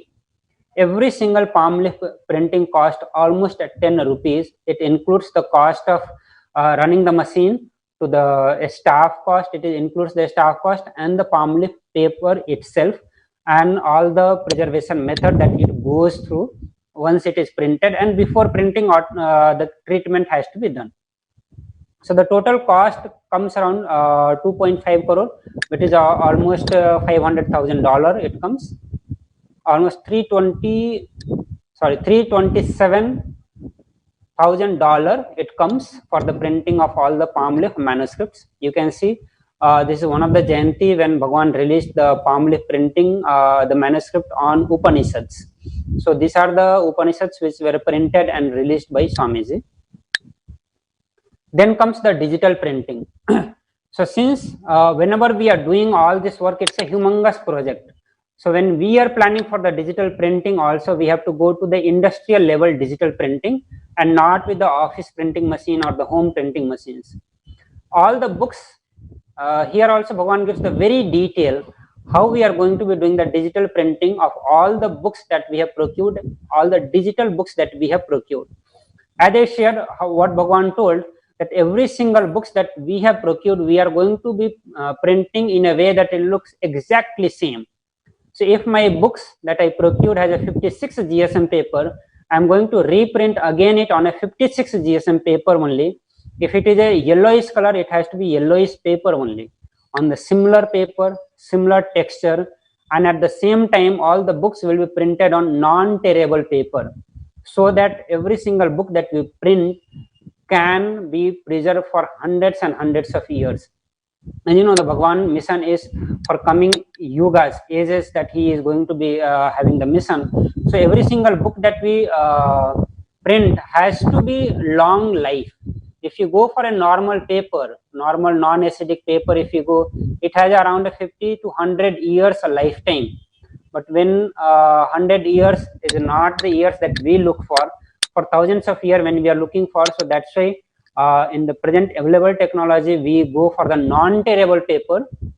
So non-tearable paper gives huge life, but at the same time, it increases the cost also in the multifold. Traditional Rexin grand binding for all the books that we are going to have. So every book that we are going to be printing, it will have a printing look, same printing, and also in the traditional look, and the Rexin binding it is going to have. So even to the binding, paper, texture, paper, grammage like GSM, every single thing Bhagwan has given the detail onto it. And then setting up the large scale digital printing unit at the library. So all the printing that we are going to be doing, it will be in-house printing. We are not going to be sourcing the whole work to some company and do the work. No, Bhagwan always do the work, all the in-house work we do. Everything that we are going to be doing, we are going to do as we want. So we are setting up a huge digital printing library, and for the printing of almost 400,000 books, which is just a beginning. We are going to have the printing of almost 20 million and more than 20 million scriptures. So total number which we are going to be printing comes around 16 crore pages. So total non-tearable paper which was required is almost 8 crore, and each of the non-tearable paper cost almost 3 rupees, which is much costlier compared to 20 or 30 paisa which comes for the normal paper that we use. So the cost of printing each page comes around 1 rupees. We are using industrial level printing machines. So total cost comes around 40 crore, which is almost $5 million comes for the printing of all the collection that we have made till now, which has increased multifold by now. We had 400 million. Now we have more than like 400,000 digital collection. Now it has gone up to like almost 20 lakh scriptures that we have collected, books we have collected, more precisely if I say it's the books. Then comes another project of scripture collection. So as you know, Bhagwan said, deity and books made Nithyananda. This is the exact word from Swamiji, deity and books and deity made Nithyananda. So we are creating and preserving the largest repository of Indian scriptural knowledge in the world for prosperity under one roof. And for all that, we are doing the work of scripture collections, whether it is a in publication house collection of the scriptures or the collection through the various libraries, mutts, or personal collection. So all those kind of work come under this project called scripture collection. So scripture collection, one of the thing is in publication book purchase. So we have purchased almost 50,000 books to establish the library. Actually, this has gone the different libraries across the different Adinam have the different collections of the books. These books are from are this unique collection of research books, including the Shaiva Agama, Upanishads, art, and architecture, which becomes a base material for the research program at the Nithyananda Hindu University.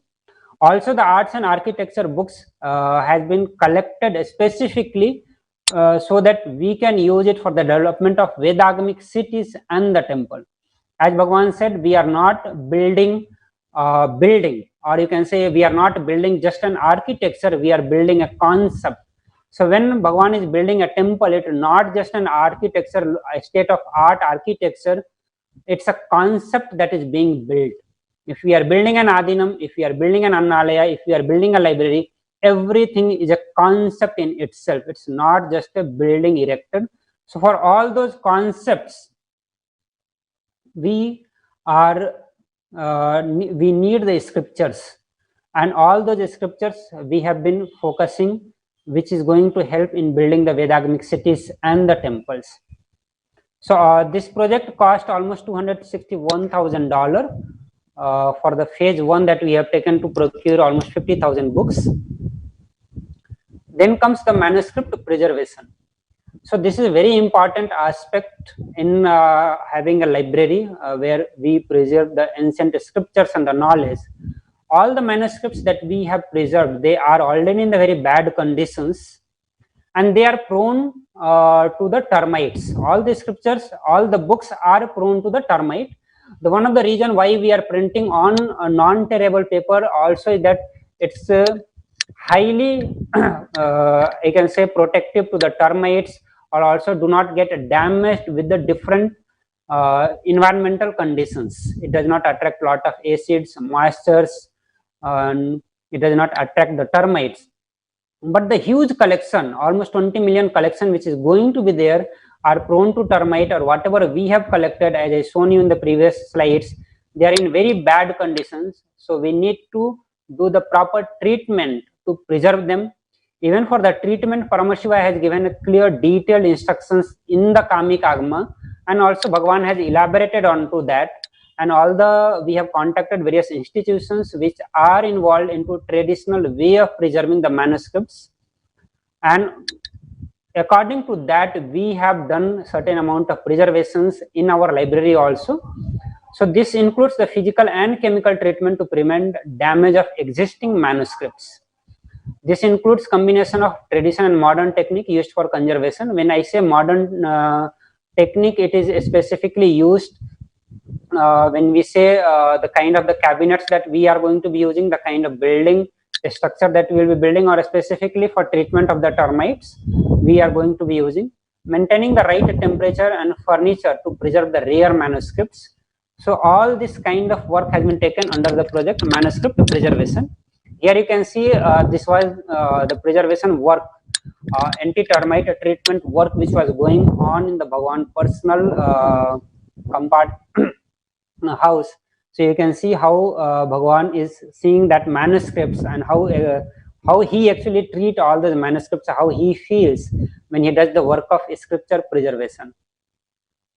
Then comes the infrastructure. So this is one of the proposed infrastructure. The building which is going to be there housing for the library, it will be the Sri Yantra. It is a Saraswati Mandala. So it will be resembling the Saraswati Mandala. The building will look exactly like the Saraswati Mandala, and according to that this will be built. The building will be spread over 10 million square feet, and the proposed building will not have a single place for the park and all that. Every single feet will be occupied by the scriptures, deity, the Siddha, masters and all that. So this is one of the proposed cost which has been given, which is almost 20 crore.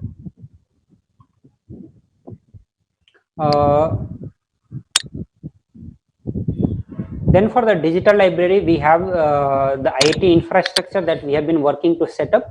As I proposed, we have been working to develop various softwares related with our need, be it Sanskrit search engine, video search engine, or OCR, or developing a storage or automation system or electronic cataloging system. All these works are happening, and certain part of that work has been taken in the first phase, developing certain amount of infrastructure.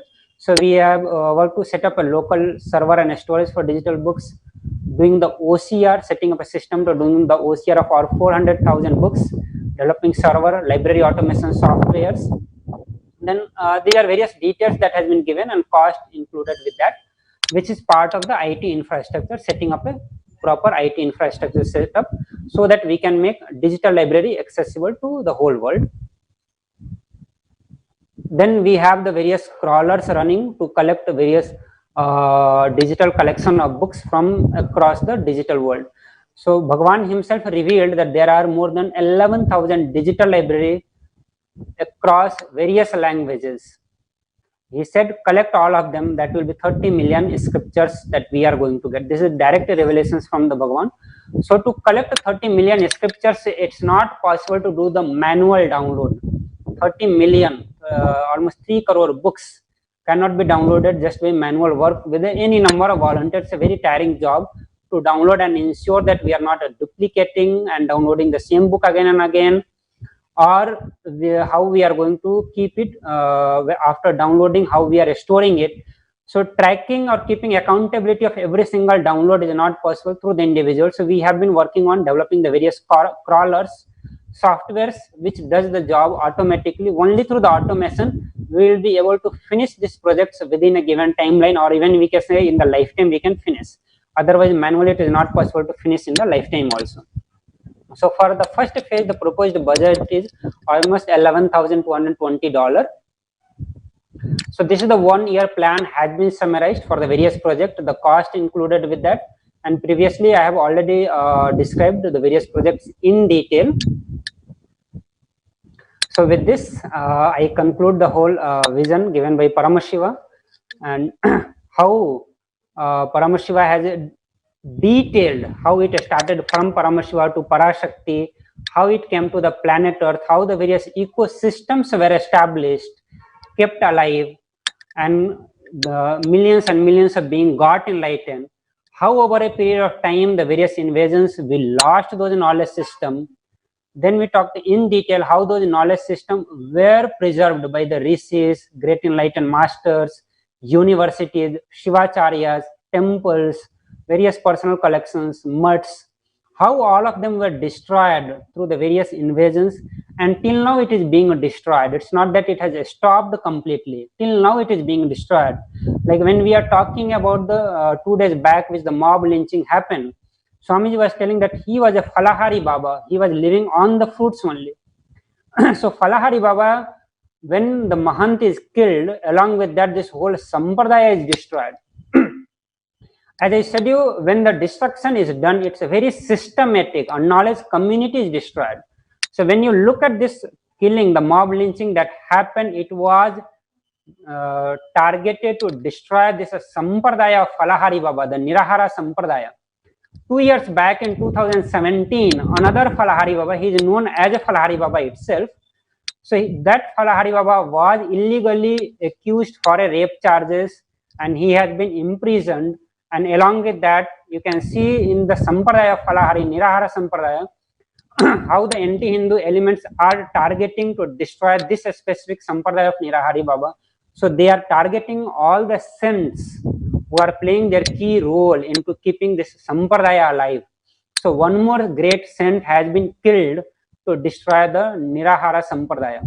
So that way I explained every destruction of the scriptures which has happened in a targeted area, either to the knowledge system or the temples or the libraries or the mutts, and then how Bhagavan envisioned everything, how he gave the vision to again revive back those knowledge sampradaya given by Paramashiva, knowledge system given by Paramashiva, reviving all the 10,000 sampradaya. Then how he has dissected the vision into mission, and different projects has been laid down, and through the various projects what all work we have done, what is our yearly plan, what is the cost involved into that.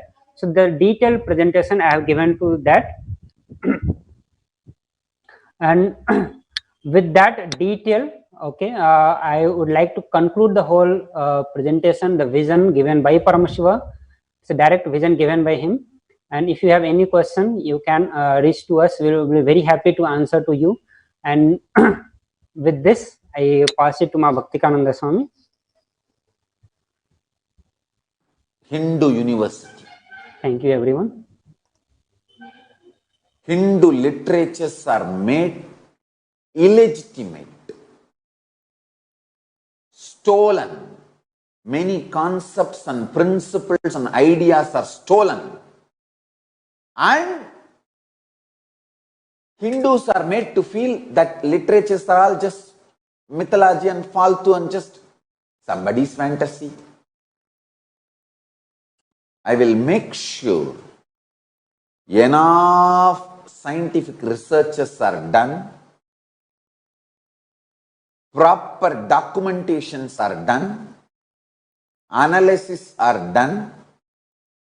Not only I will collect, compile, organize the world's largest Hindu knowledge resource library,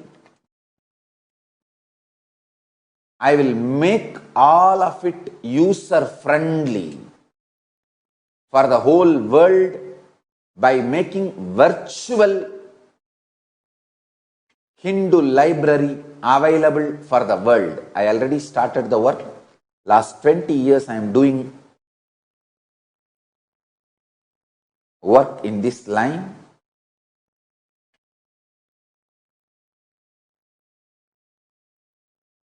Actually, all my gurus, whatever they have done, they have transmitted that knowledge, idea, vision to me.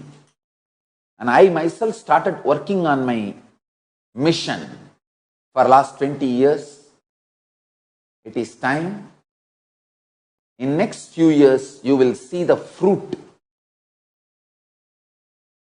I'll make world's largest library. Please understand, world's largest library on Hinduism. The physical library,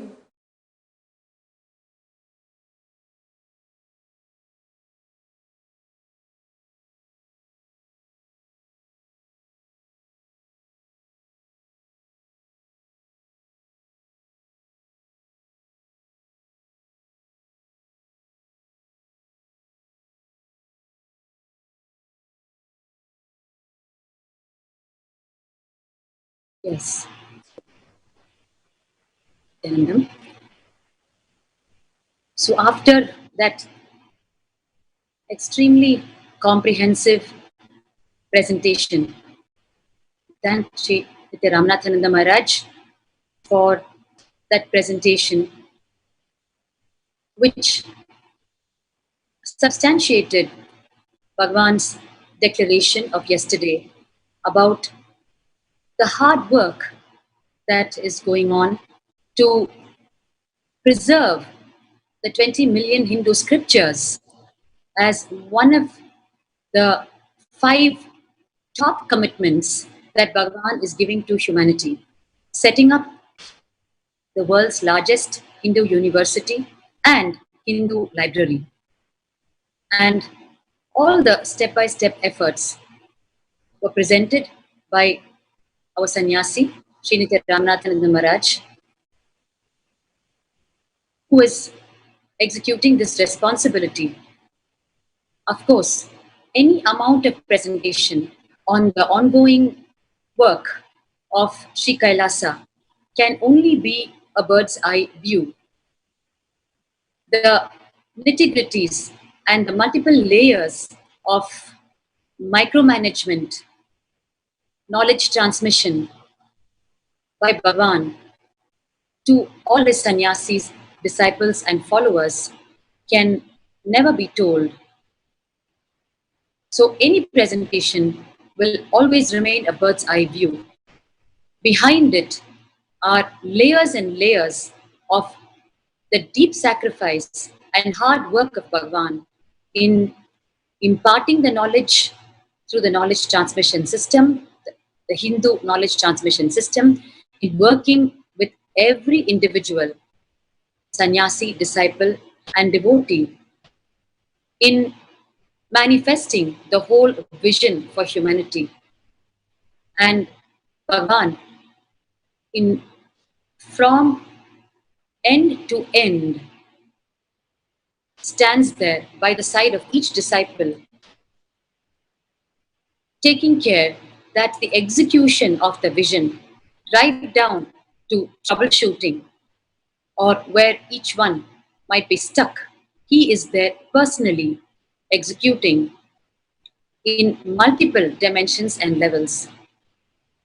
And it has always been mind-boggling for us to even try to understand how he is so omnipresent, with all of us at the same time, executing Sri Kailasa, attending to every small detail, right from delivering the vision to seeing the execution of it at the most micromanaged level.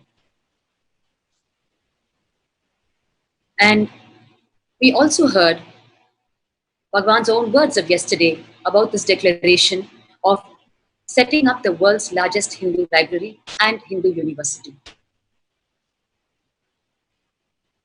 The persecution of the Hindu gurus and incarnations, as you can very well understand from this one presentation, the persecution of them is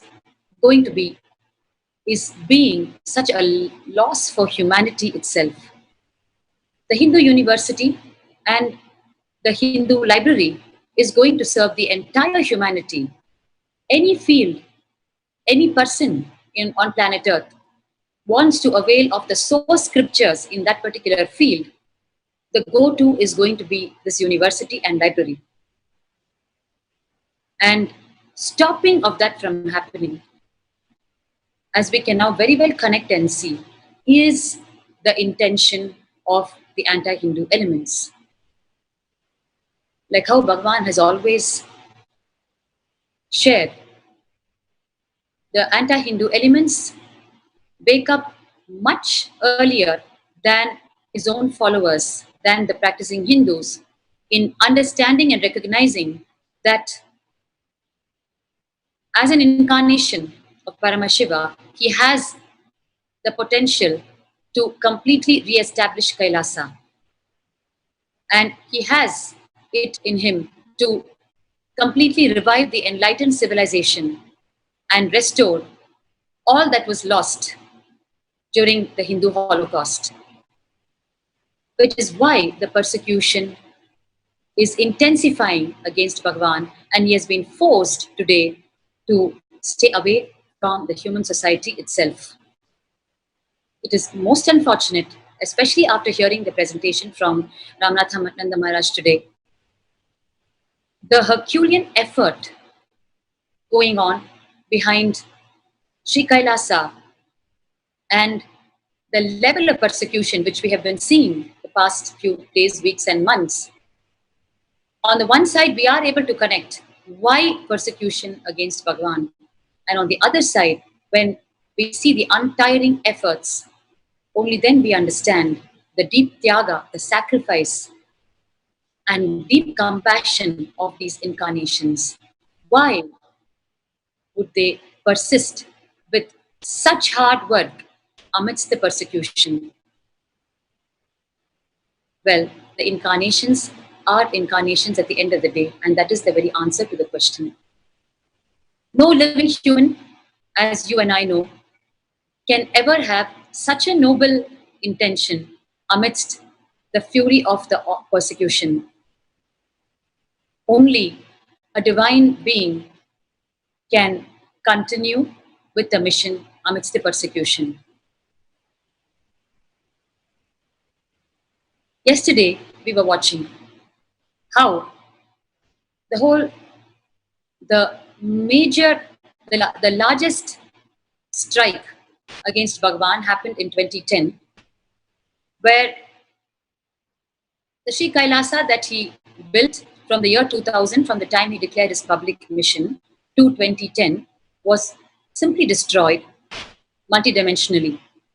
In terms of infrastructure, all the monasteries were beaten and broken, and all the sannyasis, disciples, followers, and devotees were terrorized, and the multiple assassination attempts on Bhagwan's life started happening. And we saw in depth the 2012 attack in the June of 2012, where we had called for a press conference in Adi Kailash on the 7th of June 2012 to show clinching evidence we had got to prove the falsity of the rape charges against Bhagwan, the completely baseless, concocted false rape charges. We had got clinching evidence that the NRI lady who had come forward to play the role of the false rape accuser was in fact a carrier of 4 sexually transmitted diseases, even beyond year 2000. And she, who in her false rape claim against Bhagwan, has claimed that more than 50 times she has been raped. Her own medical records disprove her claims that it could ever have happened even once, because her sexually transmitted diseases can get passed on just by mere touch or saliva. This single clinching evidence is enough to completely prove the falsity of the charges on Bhagwan. And to announce this clinching evidence, we had called for a press conference on the 7th of June 2012. And what happened at that time, what we had convened as a press conference, turned out to be a huge attack from the anti-Hindu elements, where the assassins, under disguise as press reporters and their associates, entered our campus, as you are seeing in front of you. And over the 7th and 8th of June, they launched 2 huge physical assaults and direct life assassination attempts on Bhagwan and the sannyasis and the devotees and followers. At the end of it, the chief assassin himself filed a false complaint against Bhagwan and sannyasis and devotees, claiming that his life was in danger because of Bhagwan and his followers, and therefore he was seeking police protection by requesting to arrest Bhagwan and his followers, while Bhagwan and his followers were victims of the 2 huge physical assaults on the 7th and 8th of June 2012. They were posed as the perpetrators of some crime against the chief assassin himself, like how today we see in front of our eyes Kalpavriksha Maharaj and Sushil Giri Maharaj from the Juna Akhada, who were murdered on the 16th of April, just 5 days ago. But the false narratives in the media are already saying that they were thieves who were beaten to death by villagers. Following the very same signs of persecution, while Bhagwan and his sannyasis and devotees were attacked, and multiple assassination attempts were made on Bhagwan, and the very administrators were almost beaten to death, and they had to undergo emergency head surgery and other injuries. The false narratives carried at that point in time in 2012 only carried the false complaint of the chief assassin that said his life was in danger, and therefore he was seeking protection against Swami Nithyananda and his followers. That was one of the multi-pronged attacks of that 2012 operation. So what we stopped here yesterday, in yesterday's presentation of the 2012 attack, and of course the disciples were arrested and Bhagavan somehow escaped the life assassination attempt and he was moved to safety. The disciples were arrested and they were hounding Bhagavan, launching huge search operations to somehow arrest him under the false charges. What happened after that? You are seeing here in front of you how the women sannyasis are being pulled to be illegally arrested, manhandled. You can see in front of you here. They are just pleading in a sense, and they don't even know why they're being arrested. They are pleading to know the reason at least why they're being arrested, as you can see, but with no explanation whatsoever, no written order whatsoever, no rule followed whatsoever. They are just being manhandled and pulled and dumped into the waiting police vehicle.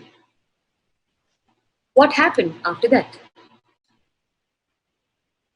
As we know, 2 illegal arrests of Bhagavan happened during this same 2012 attack.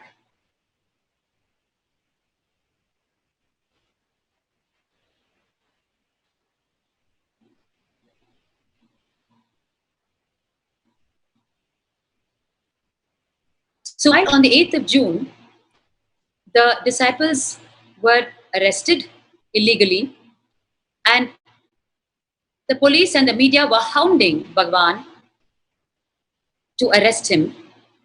On the 9th of June, the then Chief Minister announced a state takeover of the temple monastery and arrest of Bhagavan. For what?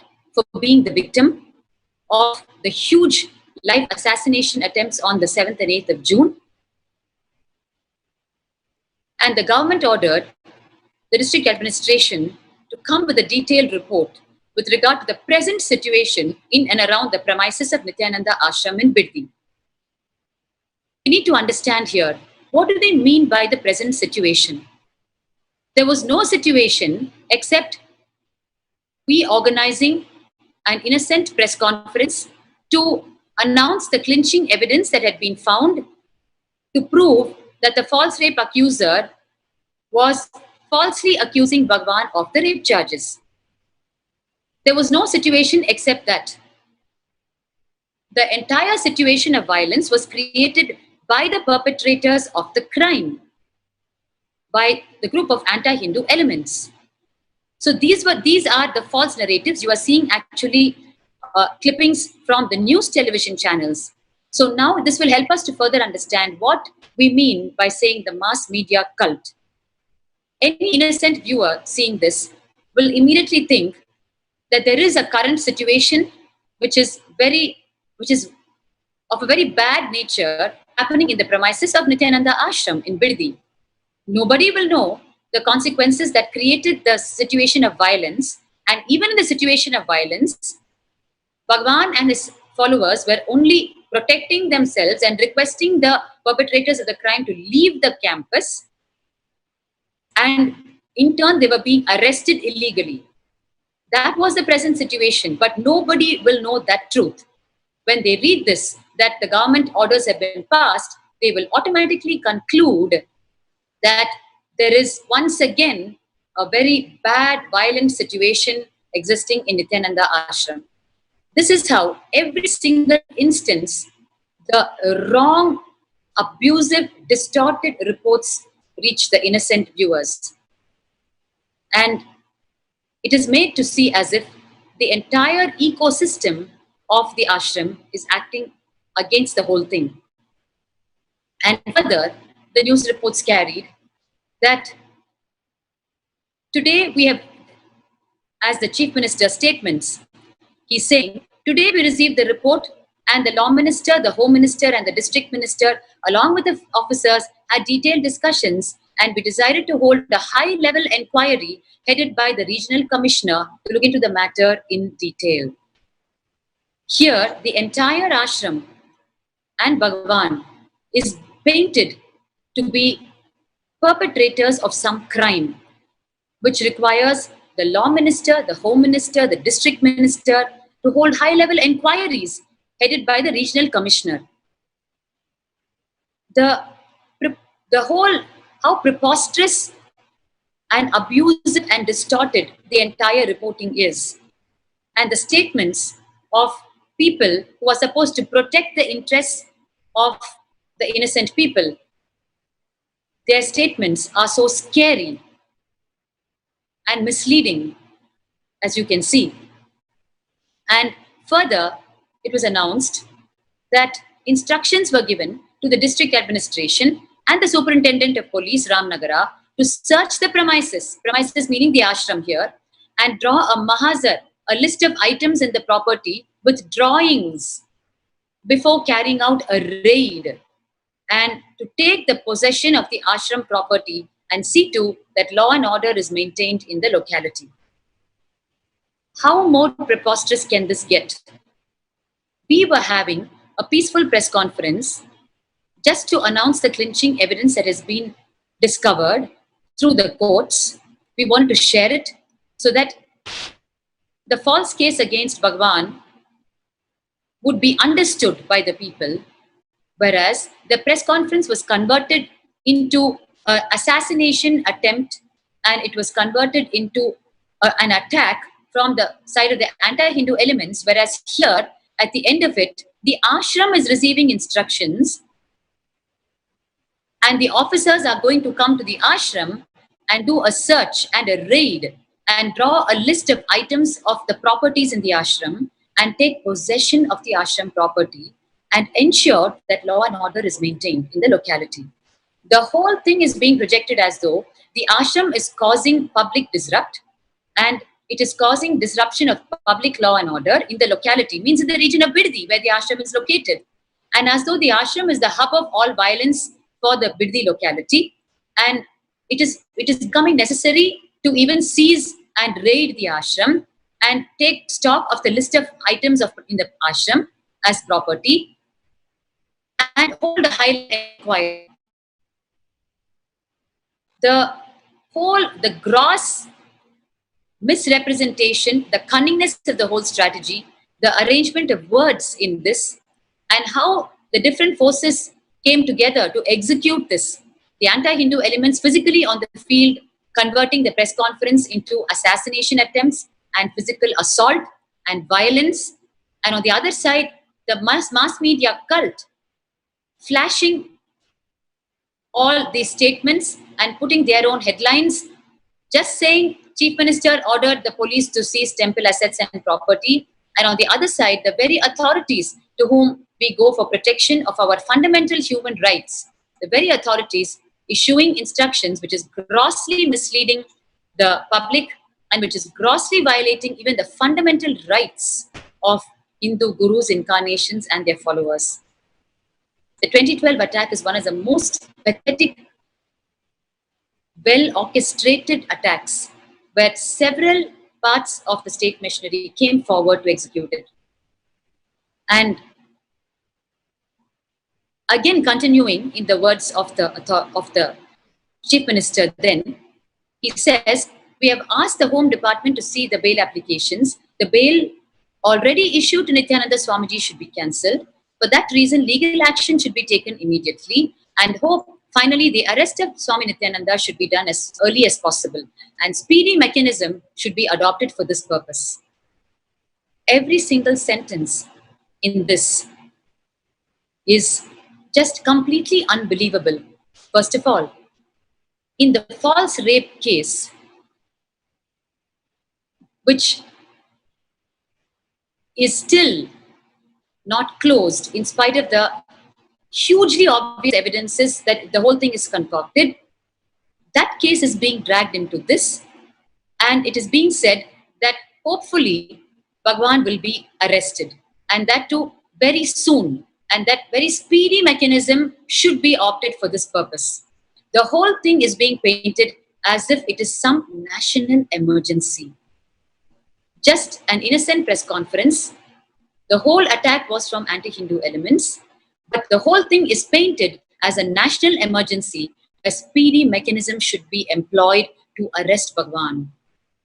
And here, as you can see, on the 9th of June, finally, the essence of the government orders was search and seize the ashram, temple property of Bhagwan, which is totally arbitrary and illegal, and to seal the Adinam, the monastery, which is again totally arbitrary and illegal, and to enforce curfew, which is completely illegal. There was a section 144 imposed on the ashram. Today, we are having the section 144 imposed by us in the wake of the coronavirus to stop congregation of people anywhere beyond 4 in number so that the deadly virus will not spread. Imagine the 144 being slapped on the ashram. For what? The ashram was a victim. Bhagwan and his followers were victim of the huge attack on the 7th and 8th, as you saw in front of your own eyes. But the curfew is being imposed on the ashram. Then where are the perpetrators of the crime? How can they just go scot-free? And the entire set of victims here are being made to look like the criminals. And the curfew is imposed on the ashram, which means starting from the blissful life that the sannyasis and followers live inside the ashram, as you can see in front of you, that blissful life is particularly being banned through this disguised IPC 144. They want to stop the entire lifestyle of Hinduism. And we congregate every day to do our early morning puja. That was also stopped because we can no longer sit together and do the puja. Doing the group puja worship is a fundamental spiritual practice in the Hindu Dharma. Like how yesterday Bhagwan told us, anything Hindu, just eliminate it. You can see in front of your own eyes such sharp evidences to this statement of Bhagwan. Complete congregation was stopped inside ashram and we had to steer clear from each other. Even 3 or 4 of us could not stand together because we had the police in the campus immediately telling us that we should not congregate. And the mass media cult could not ask for anything better. They made the most impressive, abusive headlines. CM orders sealing of Nithyananda Ashram. Now, when people watch, the innocent viewers watch hundreds of such headlines on print media, on e-media, and on the television media, continuously, relentlessly flashing these lines. What else would they be thinking except that Nithyananda Ashram and Swami Nithyananda are continuous perpetrators of crime and they are always being arrested for the crimes that they are committing. That is the conclusive statement of innocent viewers. And that is the aim of the anti-Hindu and atheistic elements as well. Their aim is to make the innocent people conclude in such a fashion about Bhagwan and his followers, about anything Hindu. And on the one side, when we hear about the untiring efforts of Bhagwan to restore Hinduism and the cosmic principles for the benefit of the whole of humanity, on the other side, now we can connect why he's being so relentlessly persecuted and why the mass media cult relentlessly flashes such gross, abusive, corrupt news, grossly misleading the public with such false news, with no effort to even present the facts of what happened. And you can see here, CM orders sealing of Nithyananda Ashram. And the highlight here, as you can see, is I have ordered that the ashram be locked. So repeatedly, when people watch and view these statements, the single opinion that gets continuously formed in their mind is not only about Bhagwan and his organization, but about the whole of Hinduism. That the whole of Hinduism, Hindu gurus and incarnation are deserve to be arrested, destroyed, and eliminated.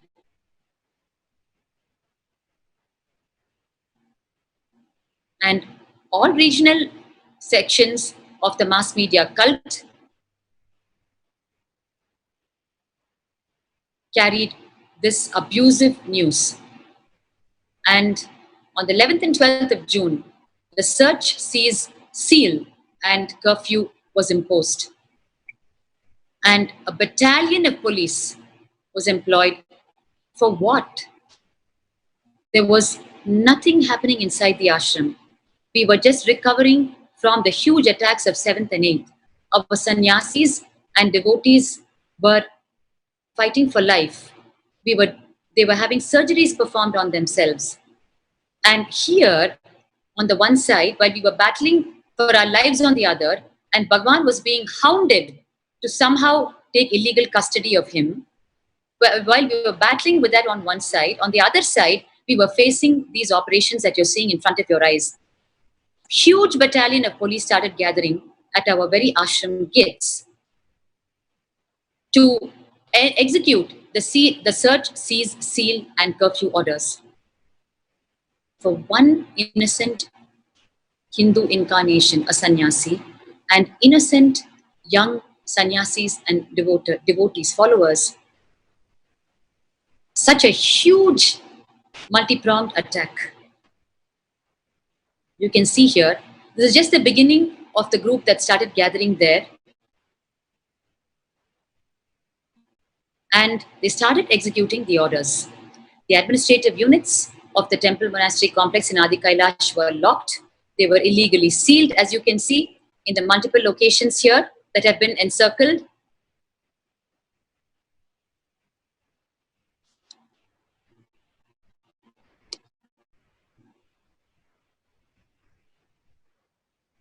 And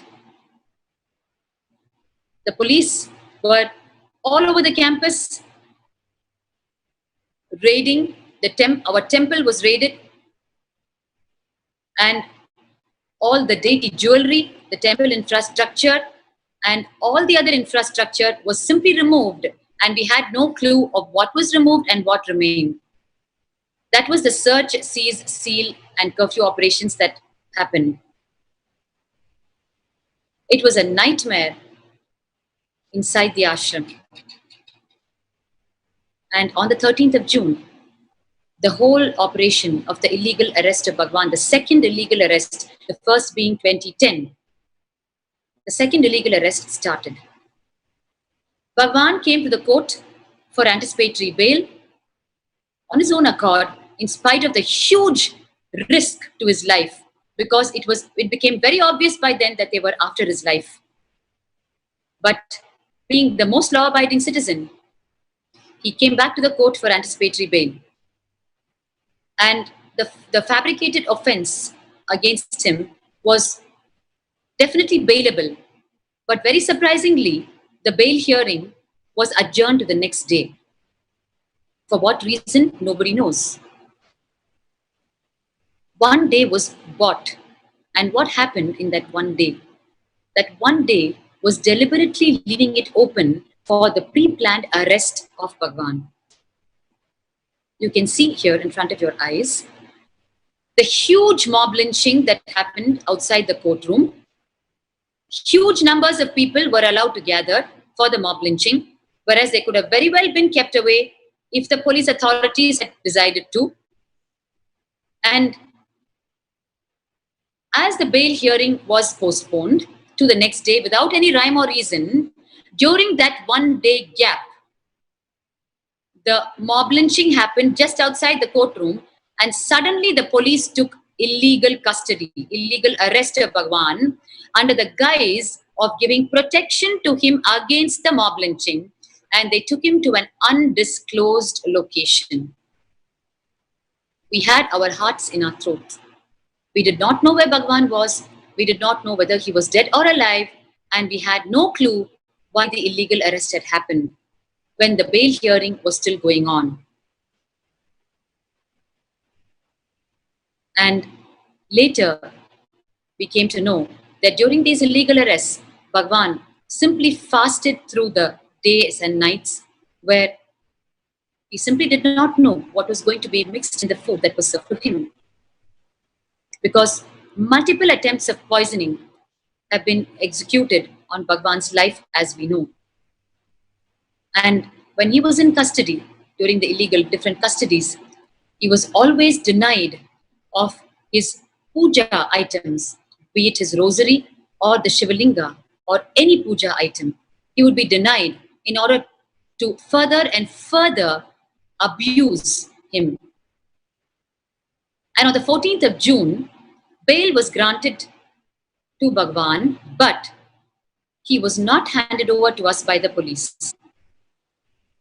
Again, a huge mob lynching, as you can see in front of your very eyes, happened outside the courtroom. It was organized, huge. We stood completely helpless and we did not know whether Bhagwan is going to emerge from that scene alive or dead.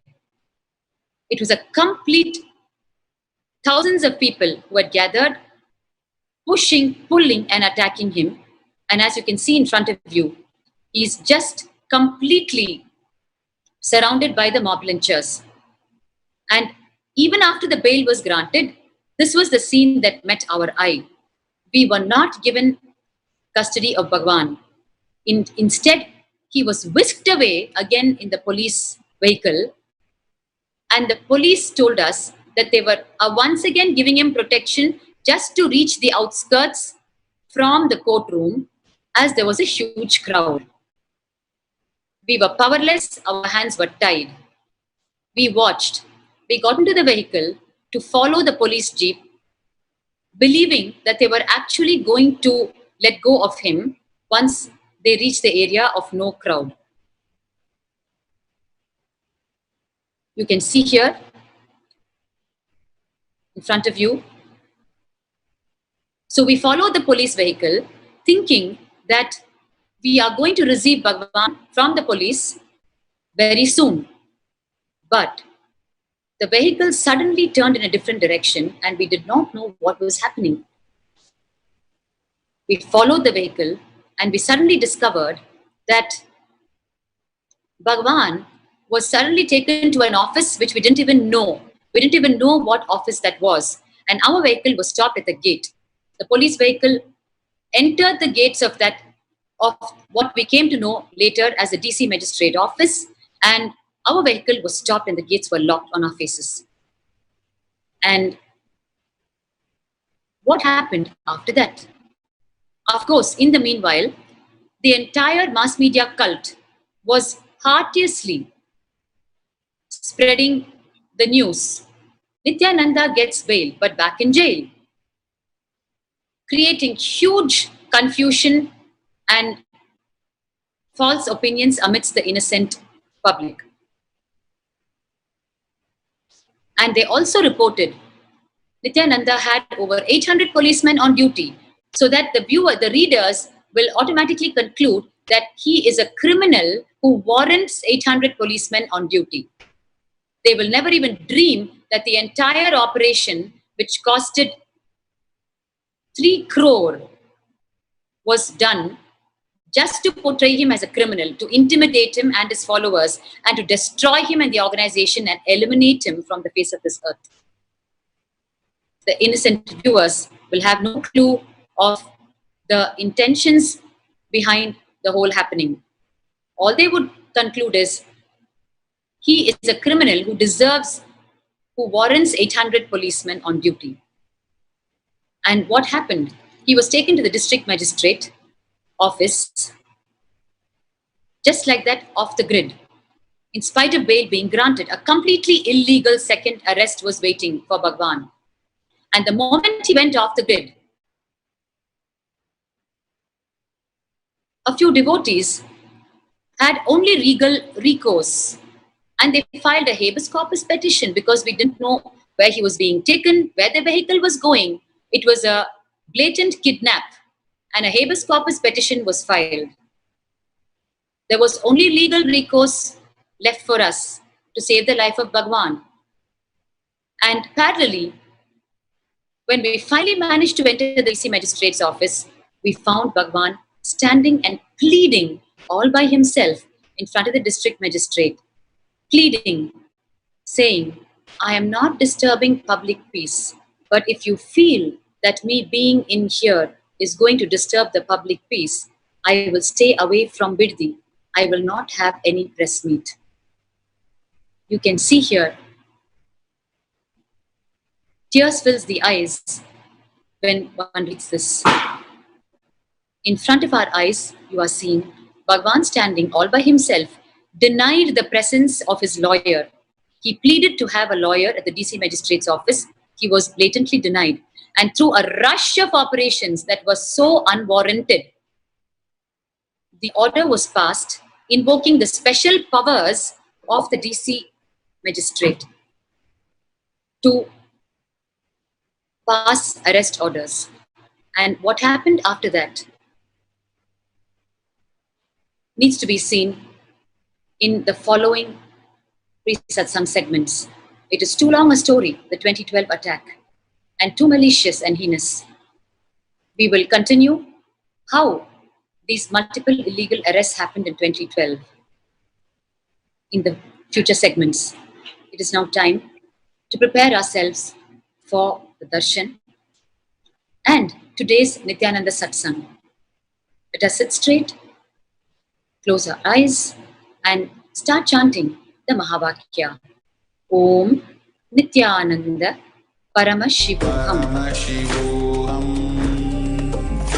Om Nithyananda Paramashivoham.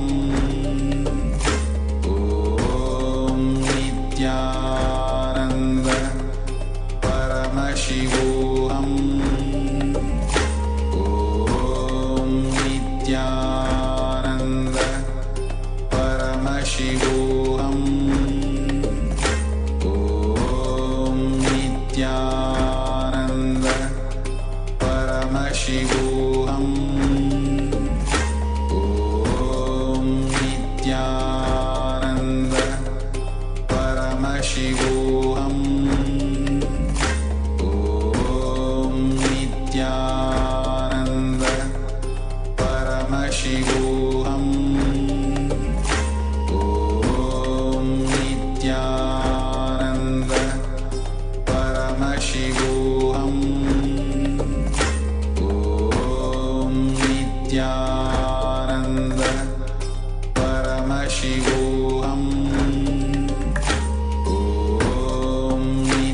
Om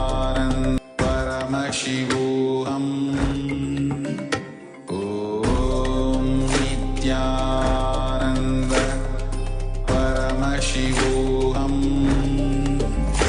Om Nithyananda Paramashivoham. Om Nithyananda Paramashivoham. Om Nithyananda Paramashivoham. Till now, I manifested, revealed the signs of state of Paramashiva, space of Paramashiva, powers of Paramashiva.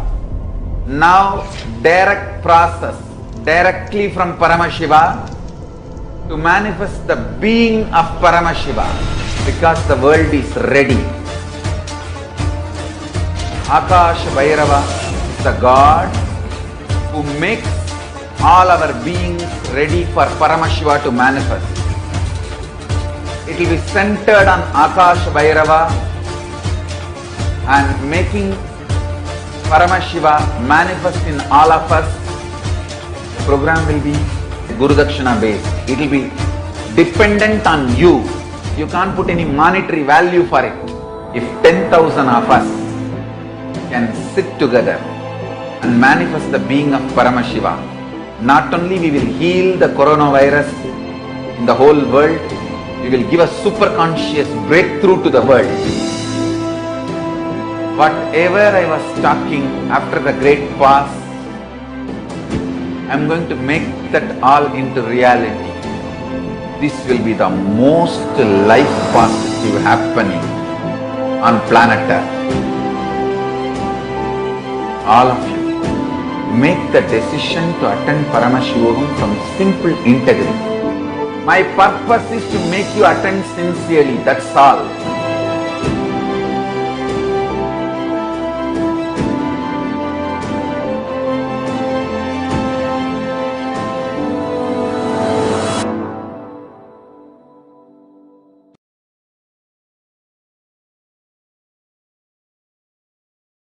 Nithyanandam, as Swamiji says, Hinduism is the only hope for humanity.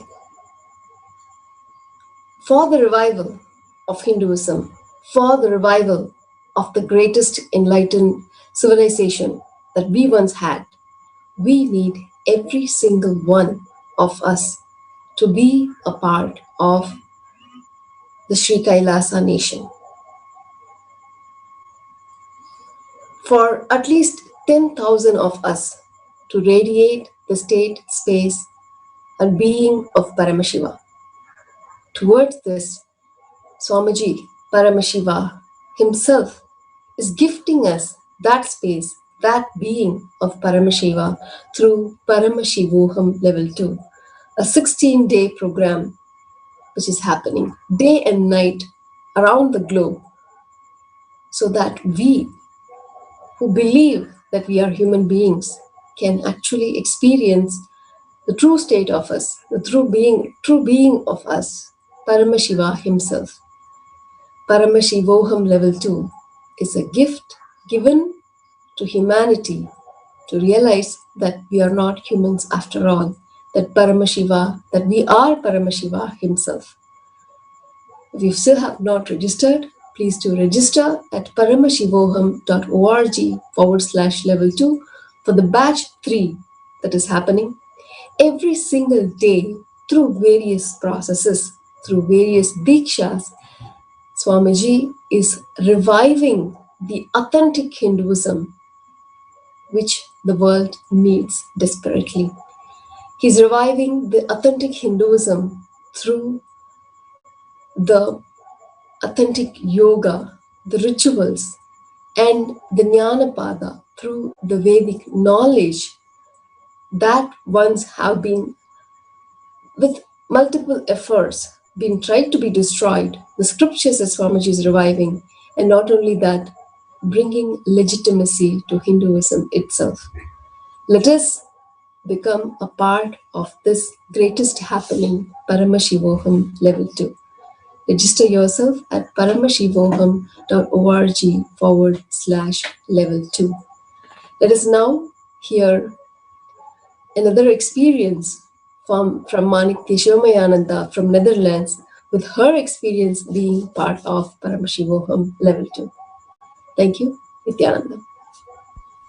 Nithyanandam, this is Manitya Shomayananda, and with a short update on how it was the first day of Paramashivoham Level 2. Well, it was amazing. Swamiji's darshan was... every program, it is getting better and better, and even though you think this is the ultimate and the summum and it can't max out anymore, then still he tops it every time again. He looked amazing, the space, what the energy he was radiating, like amazing. He literally said, like, open up your being, and I felt like the whole being was literally opening up to imbibe this cosmic energy as much as possible. And I felt it melted down everything else inside, and it was creating just such an intense, energized, and very, very sweet space. I can really recommend everybody to jump in. The whole first day was really amazing, with so much of introduction and explanations also about what is Sri Kailasa. The senior swamis were telling experiences of how their life is with Swamiji. so much of context was given, context of what is actually Diksha, all of these things. So it was a beautiful introduction to not only the program, but actually the whole of Swamiji's teachings and the Hinduism, which really Swamiji is like completely the face of Hinduism, the one avatar that really is interested in reviving this whole beautiful tradition with such treasures when it comes to all aspects of life actually, and how to really like find the core of your being and get not only connected in one meditation or one experience, but he is completely guiding us to really get fully centered on only that core, the source within, deep within, and like literally melting all of the sufferings, pains, illusions, delusions, all of that away. So if you are interested, if you are a true seeker, like really interested in this whole spiritual journey and your own spiritual involvement, and you find that actually more important than the other things in life, that I'm not saying they're not, they don't matter, they can be very much part of your life, but if you want to be centered on the source doing all these other things, then this really is the program that you should attend. And Swamiji is, well, almost giving it for free, except for the fact that most of us in this world today, we don't know how to value things, other than when it costs a lot of money, it will be really valuable. That is the paradigm that we all work with. So you can attend by paying Guru Dakshina, which means that after the program you offer your gratitude at his divine lotus feet by paying a percentage of your income. So you will always be able to do that, and you that way can show that you really value and really are in for it.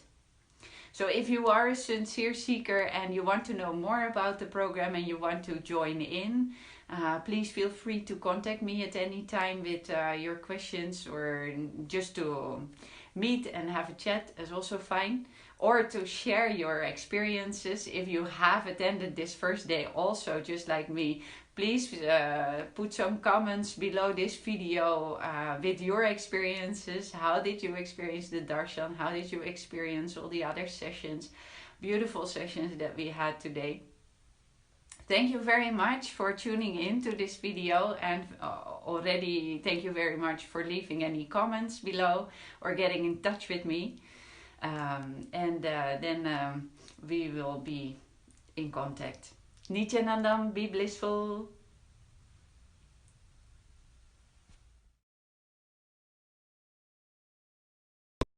Om Nithyananda Paramashivoham. Om Nithyananda Paramashivoham.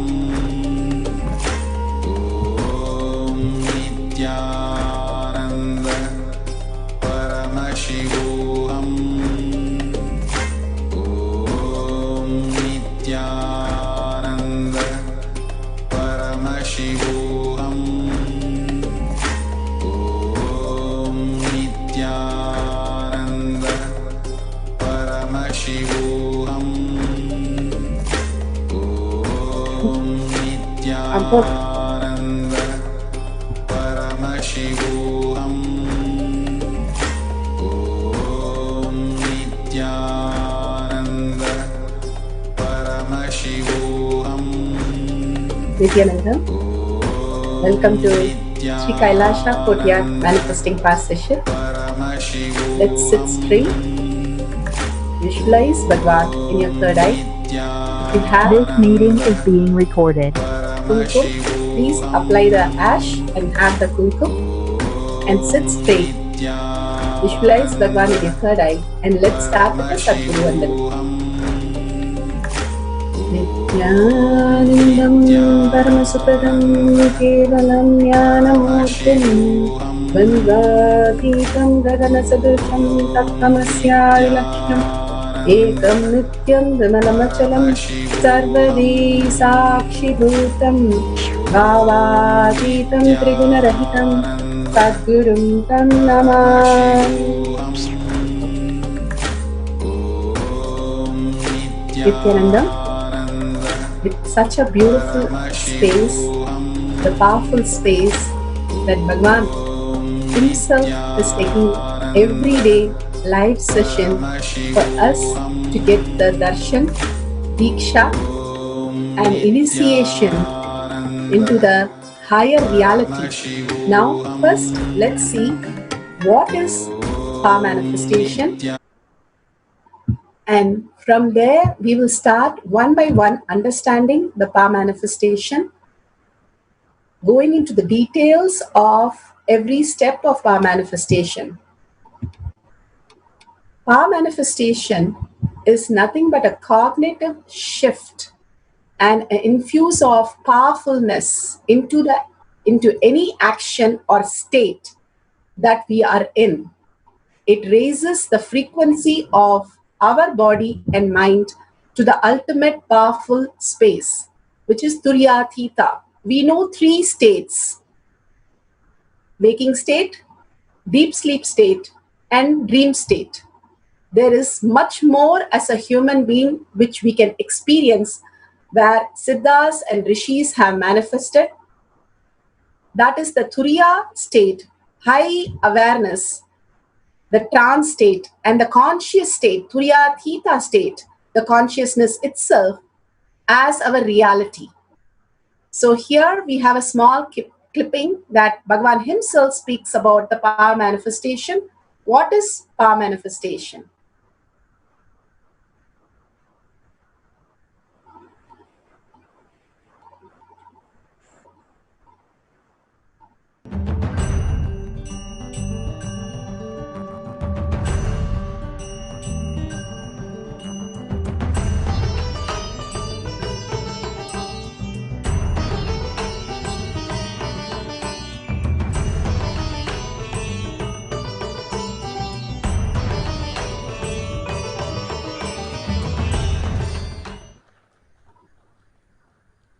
Understand all the 25 states of consciousness, when they happen in you due to your chemicals and hormones ups and downs, it is powerlessness. When it happens in you out of your free will and consciousness, it is powerfulness. That's all. When you fall into sleep, it is powerlessness. When you enter into sleep, it is powerfulness. When you fall into dream, it is powerlessness. When you decide to dream, it is powerfulness.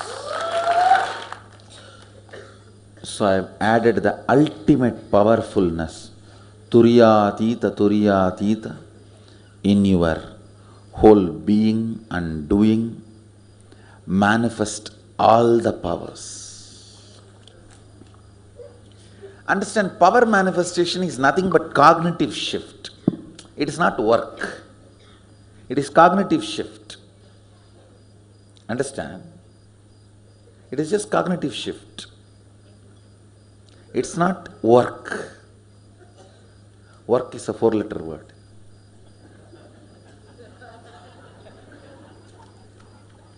Power manifestation is cognitive shift, playing with life, playing with being alive. Static matter, dynamic activity, strategic existence, all these three has no boundary. You are one with it. You are alive in everything. Everything listens to you. Everything decides as you want.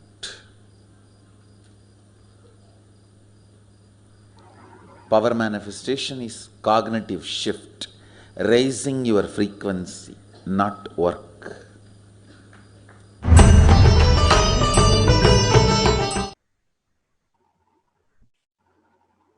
Bhagavan beautifully described how we can raise our cognition if we are intense, understanding how Paramashiva in us can manifest the reality that we want. Now let's understand about Paramashiva. What is actually happening? The 5 faces and 5 phases of Paramashiva. The Srishti, the manifestation; Shriti, the sustenance; the Samhara, regeneration or destruction; Prabhava, the pulling out of delusions; and Anugraha, the liberation itself happens. Now we'll hear it from Bhagavan's words and start living the higher truth of reality, the existential reality. We have a small clipping of the 5 faces and 5 paces. Through the 5 phases, Paramashiva does manifestation, maintenance, rejuvenation, pulling out of delusion, and liberation. He resides in his supreme Paramashiva Swarupa as Ajomuha or Adhomuha, unborn, beyond form, formlessness. Is Paramashiva Swarupa.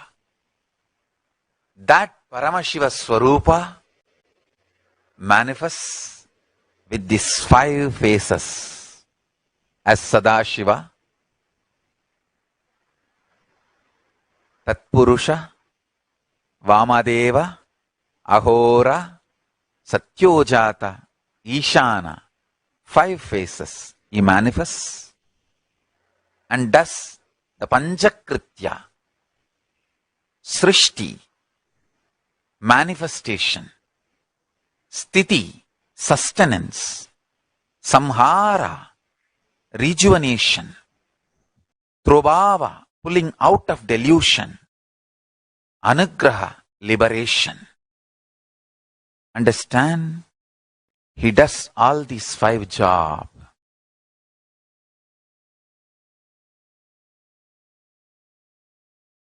Through these 5 phases. Now listen carefully. Tatpurusham, Vamadevam, Satyojatam, Ahoram, Ishanam. These 5 phases does Panchakrityas. Each phase, each dimension is not just one F-A-C-E phase, P-H-A-S-E phase. It's not just F-A-C-E, P-H-A-S-E. Understand? The creation, not just creation getting created, even sustenance need to be created, destruction need to be created, and pulling out of delusion need to be created, liberation need to be created. Then creation, manifestation need to be maintained. Maintenance, sthiti itself need to be maintained. Destruction, samhara, the rejuvenation need to be sustained, maintained when it is happening.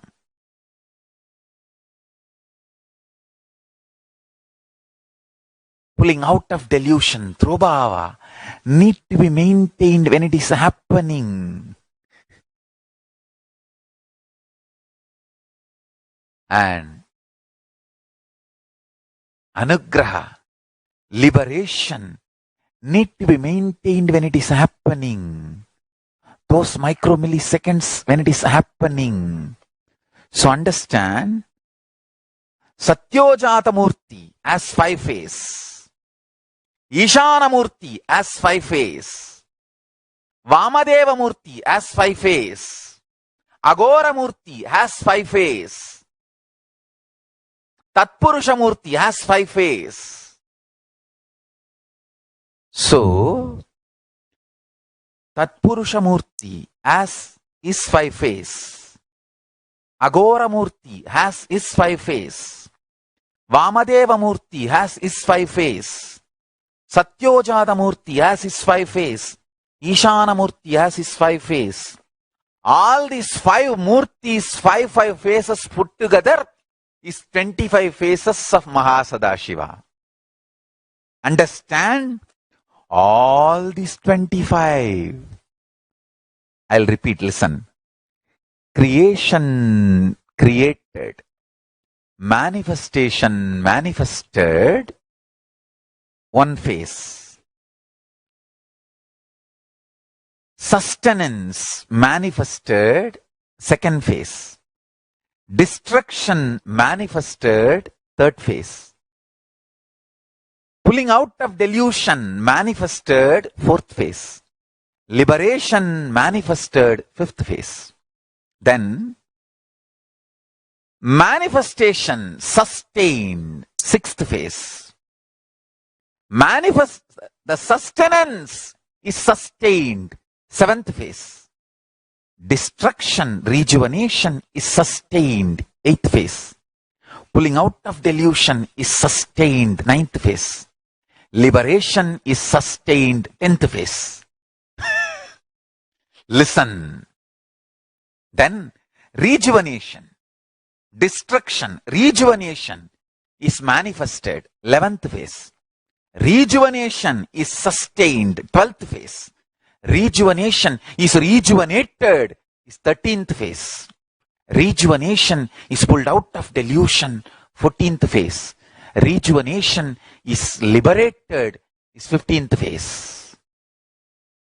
Same way, continue. Pulling out of delusion, Throbhava. Throbhava manifested, 16th phase. Throbhava sustained, 17th phase. Throbhava rejuvenated, 18th phase. Throbhava is pulled out of delusion, 19th phase. Throbhava is liberated, 20th phase. Then again, listen, Anugraha, liberation manifested, 21st phase. Liberation sustained, 22nd phase. Liberation is rejuvenated, 23rd phase. Liberation is pulled out of delusion, 24th phase. Liberation is liberated, 25th phase. Listen, these are the dimensions of Paramashiva. Understand? Meditate on this. That is enough. If your inner space can meditate on this, that's enough. All negativities will be burnt away. The most subtle grooves which will be formed in your brain by meditating on this will manifest the state, space, powers of Paramashiva.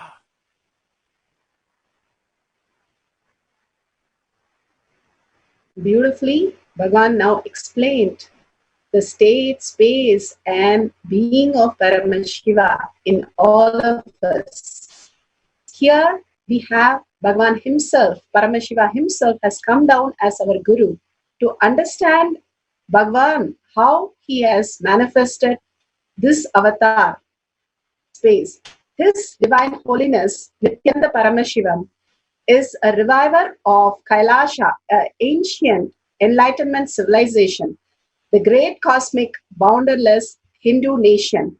His Divine Holiness Nithyananda Paramashivam is an avatar from Hinduism and a supreme pontiff of Hinduism. His Divine Holiness Nithyananda Paramashivam made science of power manifestation, yoga, temple-based university user-friendly for the modern world. And he survived the worst prosecution in the multi-level by anti-Hindu elements. Kailasha, led by His Divine Holiness Nithyananda Paramashivam and his Hindu diaspora, are working for global peace. His Divine Holiness Nithyananda Paramashivam is a founder of Nithya University, which has extended campus in 150 countries. His Divine Holiness Nithyananda Paramashivam is 293rd Guru Maha Sannidhanam of Shamala Pita, Sarvanya Pitam, and Swaragapura Adinam, and present Maharaj of Suryavamsa Surangi Samrajyam. We'll have a small clipping of Bhagavan himself, how he has manifested this reality from the he has manifested from a village boy to how he has manifested in Kailasha. A small clipping we'll be playing now.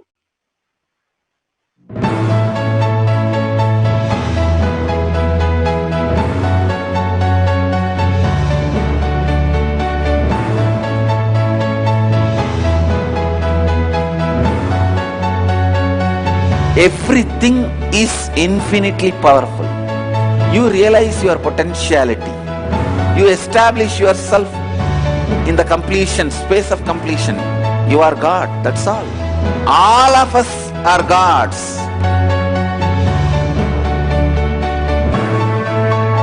The first experience is that I was able to see everything around me, above me, the whole 360 degree. I realized not only I was able to see, I was able to feel, experience the skin of the stone on rock on which I was sitting and the skin of this body. Both carry me equally. In both I exist equally.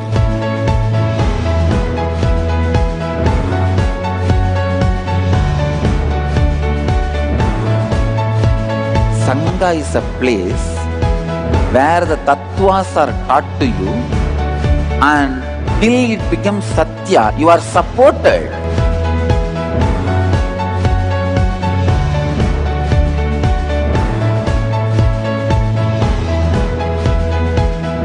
Akhadas are basically founded by Sadashiva himself. All is ganas, Shiva ganas. Exactly the word gana means. In your length, breadth, depth, if you are filled by Shiva, you are Shiva gana. All the Shiva ganas formed the first Akhada. Later on, much later, Kapila Muni organizes Mahanirvani Akhada. Then all other Akhadas.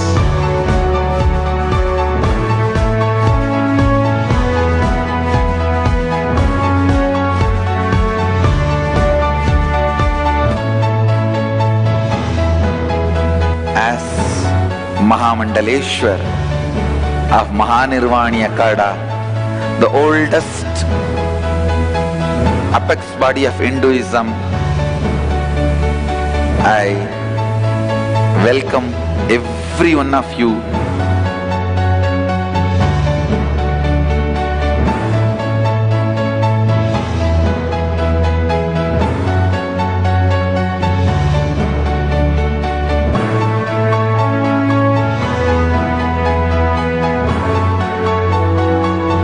What I am teaching is from original Agamas Yogapada.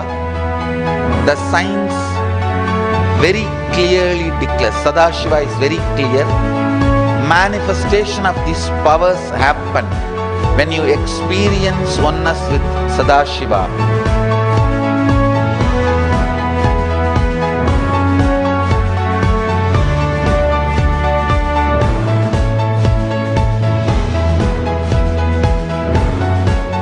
when you choose your guru, the best thing is find a person who is enlightened, experienced, who can play with energy, who can directly transmit experience to you, and who is in tune with the original Shastras, the source of the knowledge.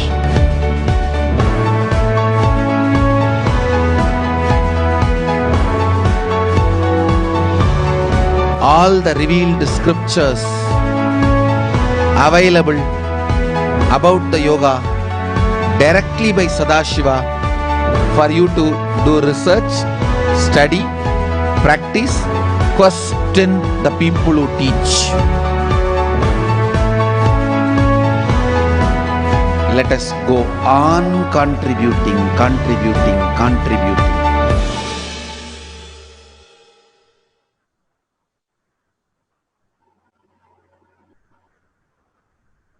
Bhagavan beautifully explains how we have to choose a guru who gives the authentic references. Here, Bhagavan has compiled all the Hindu scriptures. The Hindu scriptures are the Shastra Pramana, the eternal, unchangeable truth revealed in the source scriptures. We'll be going through the Shastra Pramana, how the Shastra has described what we'll be manifesting today. The Apta Pramana, or the experience and results of Aptas, the great rishis, the scientists who verified and tested, the Munis, the Nayanamars, all of them experienced in their physical body, like all of us, in human body, these great powers. And Atma Pramana, as a guru, that Bhagavan was just saying, he has to experience and show us in human body, playing the Leela of a human being and experiencing the higher consciousness and giving us step-by-step understanding of how to manifest the powers with connecting to the space of Bhagavan. The Shakshi Pramanas, or the experience of millions of disciples and devotees all over the world that Bhagavan has initiated, who has given testimonial. So we'll be looking into the all four Pramanas. Now we'll start with the Shastra Pramana. Shastra Pramana for the power of remote vision is taken from the Vijnana Bhairava Tantra, Sutra 92, Dharana 69.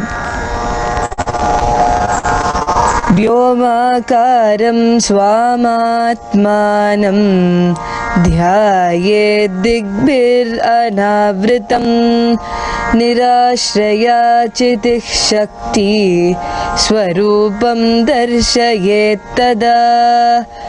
Vyomakaram swam atmanam dhyayed digbir anavritam nirashraya chitih shakti swarupam darshayet tada. This is from Vijnana Bhairava Tantra, Sutra 92, Dharana 69.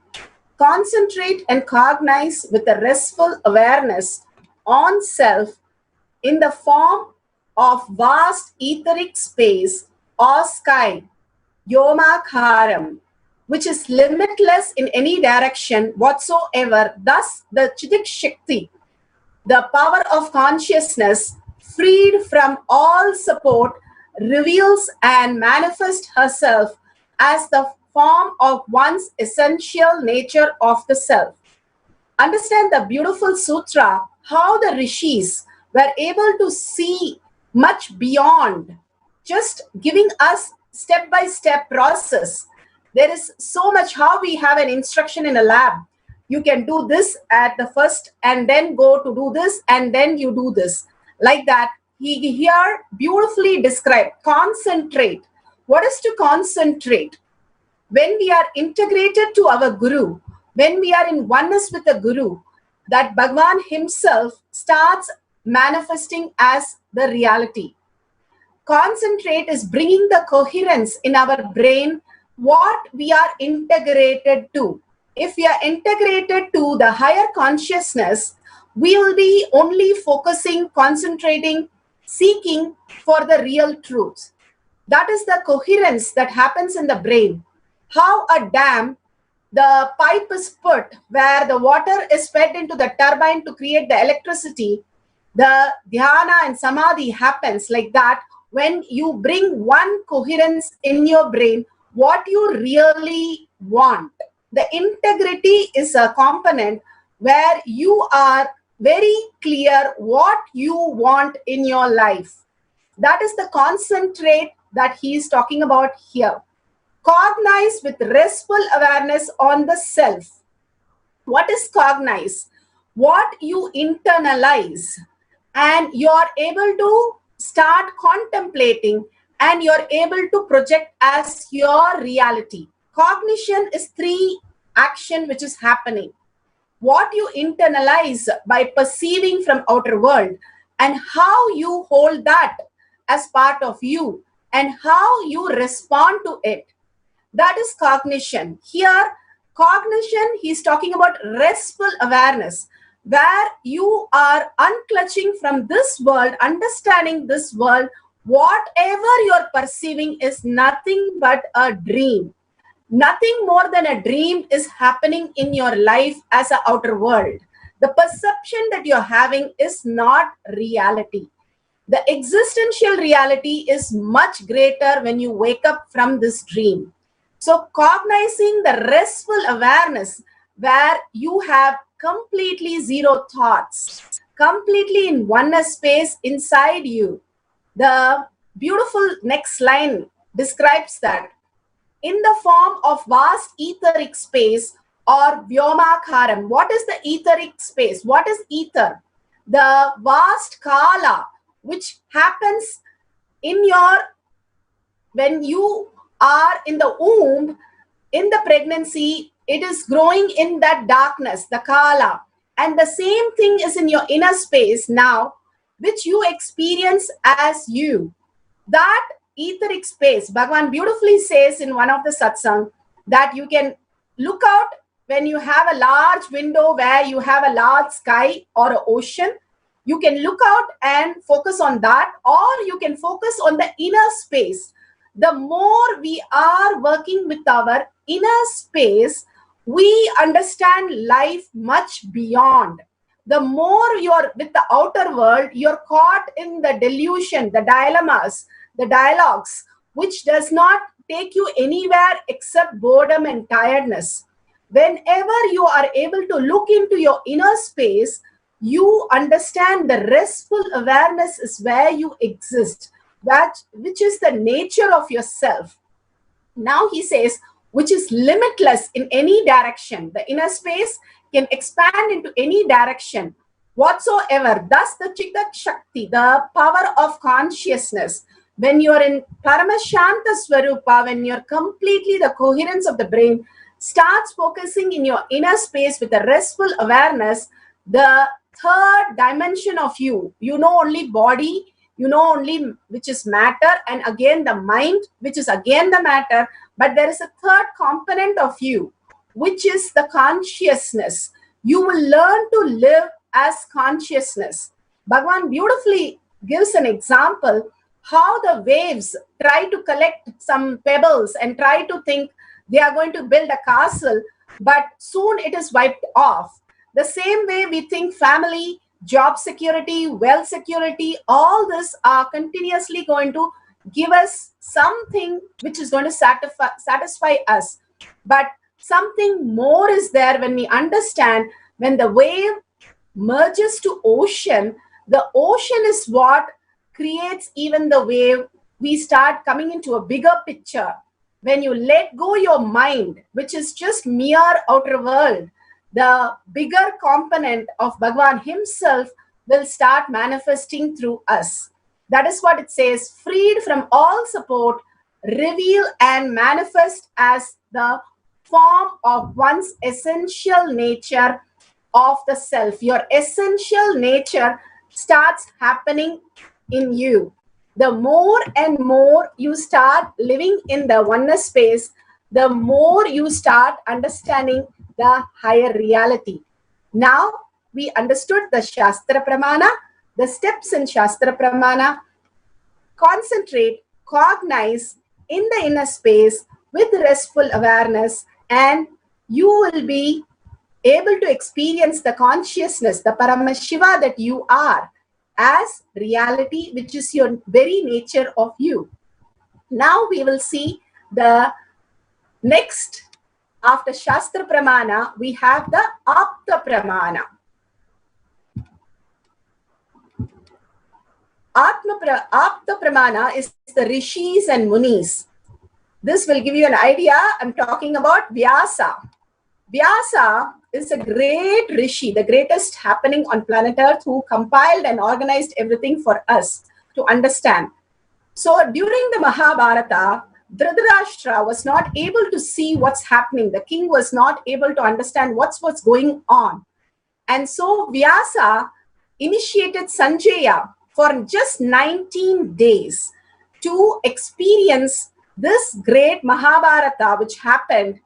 And he was actually given the gift, because he was given the gift of 19 days to have a remote vision, the third eye, through which he was able to see Mahabharata. He also had a great gift of listening to Bhagavad Gita when it was really delivered to Arjuna by Krishna, Lord Krishna. That was the greatest happening that Dhritarashtra got to hear. He didn't want to see it because of the so many violence that was happening. So he requested to listen to the whole thing. Here's the reference from Mahabharata, Bhishma Parva 06, section 15. This is the Apta Pramana, and there's so many other references. We are here giving you one reference, how it is recorded. All these are recorded and documented, and how precise Bhagavan has compiled all this with greatest effort to make us understand how people lived, manifesting their life again and again to make us understand the higher reality. And Bhagavan himself playing the Leela. Once he was a child and he was asked, can you tell anything which is beyond your senses? And Bhagavan said, yes, I can. And the boy said, okay, tomorrow we will come and question you. You should be able to answer. And Bhagavan ran to Vibhudananda Puri and said, this is what the kids are betting. And they're saying only through 5 senses. I told them that we can learn beyond that. Just not only through 5 senses. There's much more to learn beyond the 5 senses. We educate our children saying that only these 5 senses can learn things, which is the worst delusion that we are putting our kids into. Downloading anything which is possible for our brain to grasp how these great truths have been revealed by so many millions of them, including the Tirupugar, which was sung by Arunagiri Nadar when he just did an instant completion, which is recorded again. So many instances we have, but unfortunately we are given that only we can learn through 5 senses. So he plays the Leela of showing us that only by 5 senses is not just the world, but something more is there, and something larger. Whatever is recorded on planet Earth or any other planet or any other lokas can be downloaded by us if we just connect to the correct software, which is Bhagavan himself. Paramashiva, when you connect in oneness with Paramashiva, the currency here we are talking about is oneness, which I'll explain in a few minutes.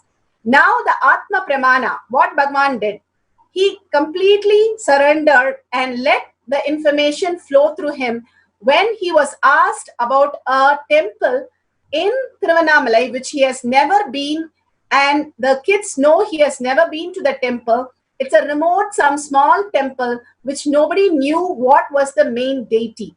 And Bhagavan beautifully explains that it is Subramanya, the Muruga deity, in that temple as the main deity, which shook the friends thoroughly.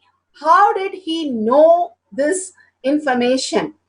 And he said, when you connect yourself to the higher consciousness, you can reveal any information that you want because everything is available. How we connect through internet, same way we can connect to the higher reality.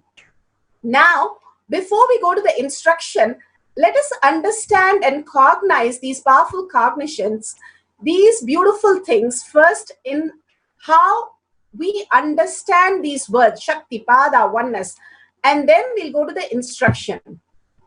Here is, before you go, I just missed the Shakshi Pramanas.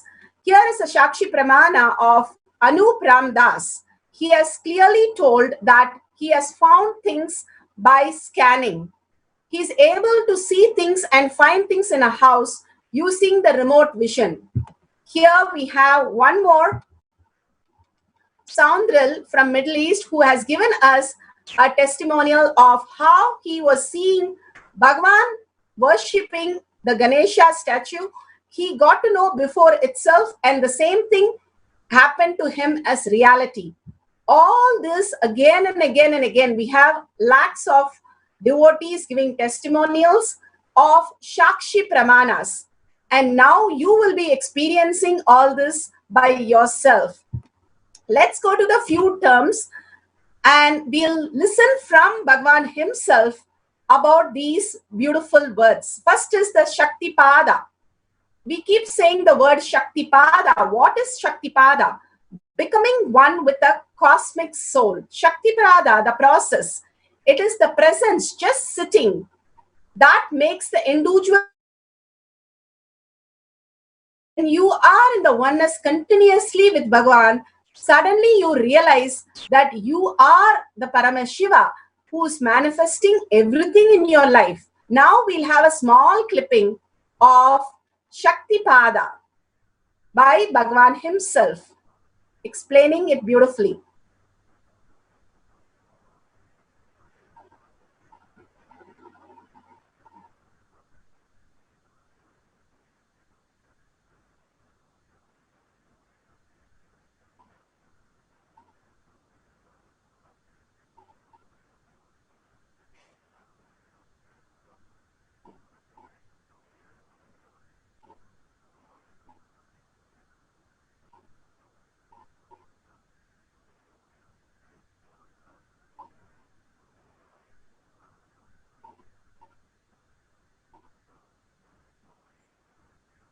Yes, we are waiting for some technical glitch.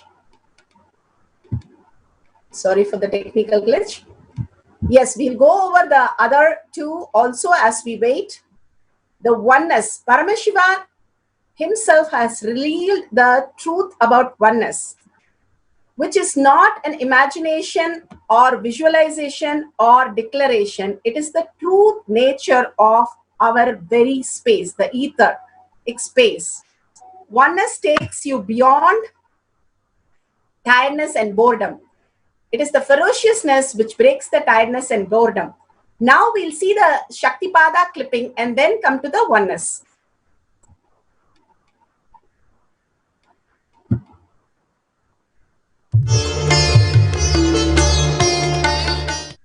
Let me give an introduction about what is Shaktipada process. Please understand.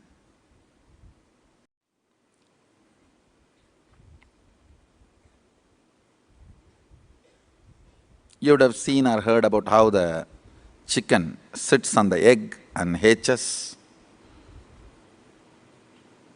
Of course, in the modern countries, this does not happen. Machine sits on the egg and our egg sits on the machine. In those days, originally when hens and chicken were getting produced on the planet Earth, the hen used to sit on the chicken and hen used to sit on the egg and the chicken will come out of the egg. See, same way, Sadashiva sitting means the ultimate cosmic energy sitting on the individual soul and making the individual soul into cosmic energy is Shaktipada. Hence, sitting on the egg and making the chicken happen, same way. You may think, how come, what is going on here? That hen is only sitting just by the body heat of the hen, the egg is becoming chicken. Because no surgery is done and nothing goes inside. It's only sitting. Same way, it is just sitting. It's only the presence, the Shaktipada, makes the individual soul into cosmic soul.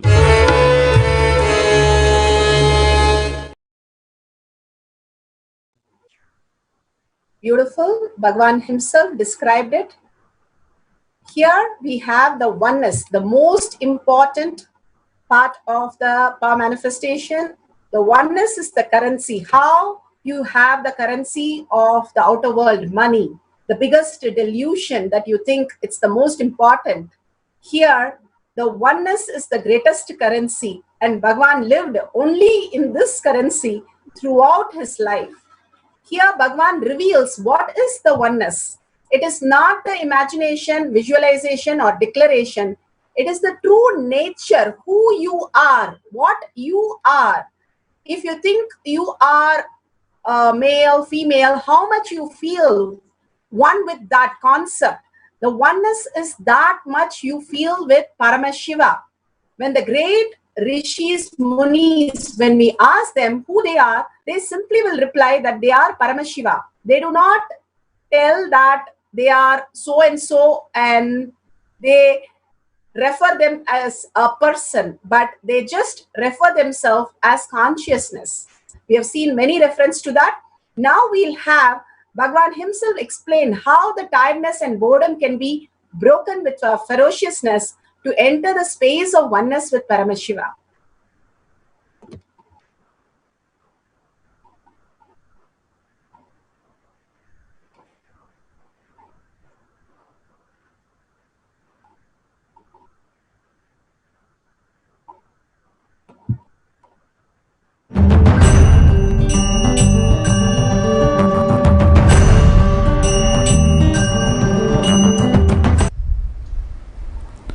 Oneness is not imagination.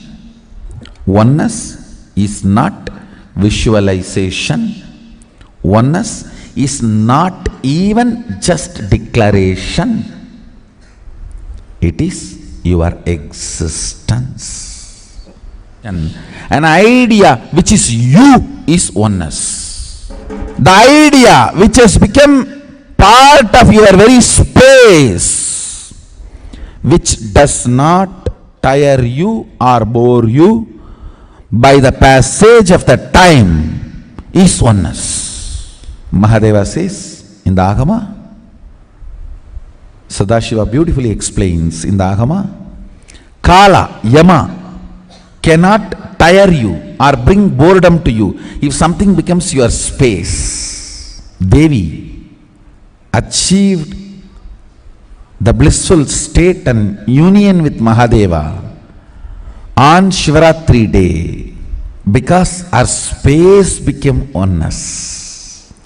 Anything which brings tiredness or boredom has not yet become your space.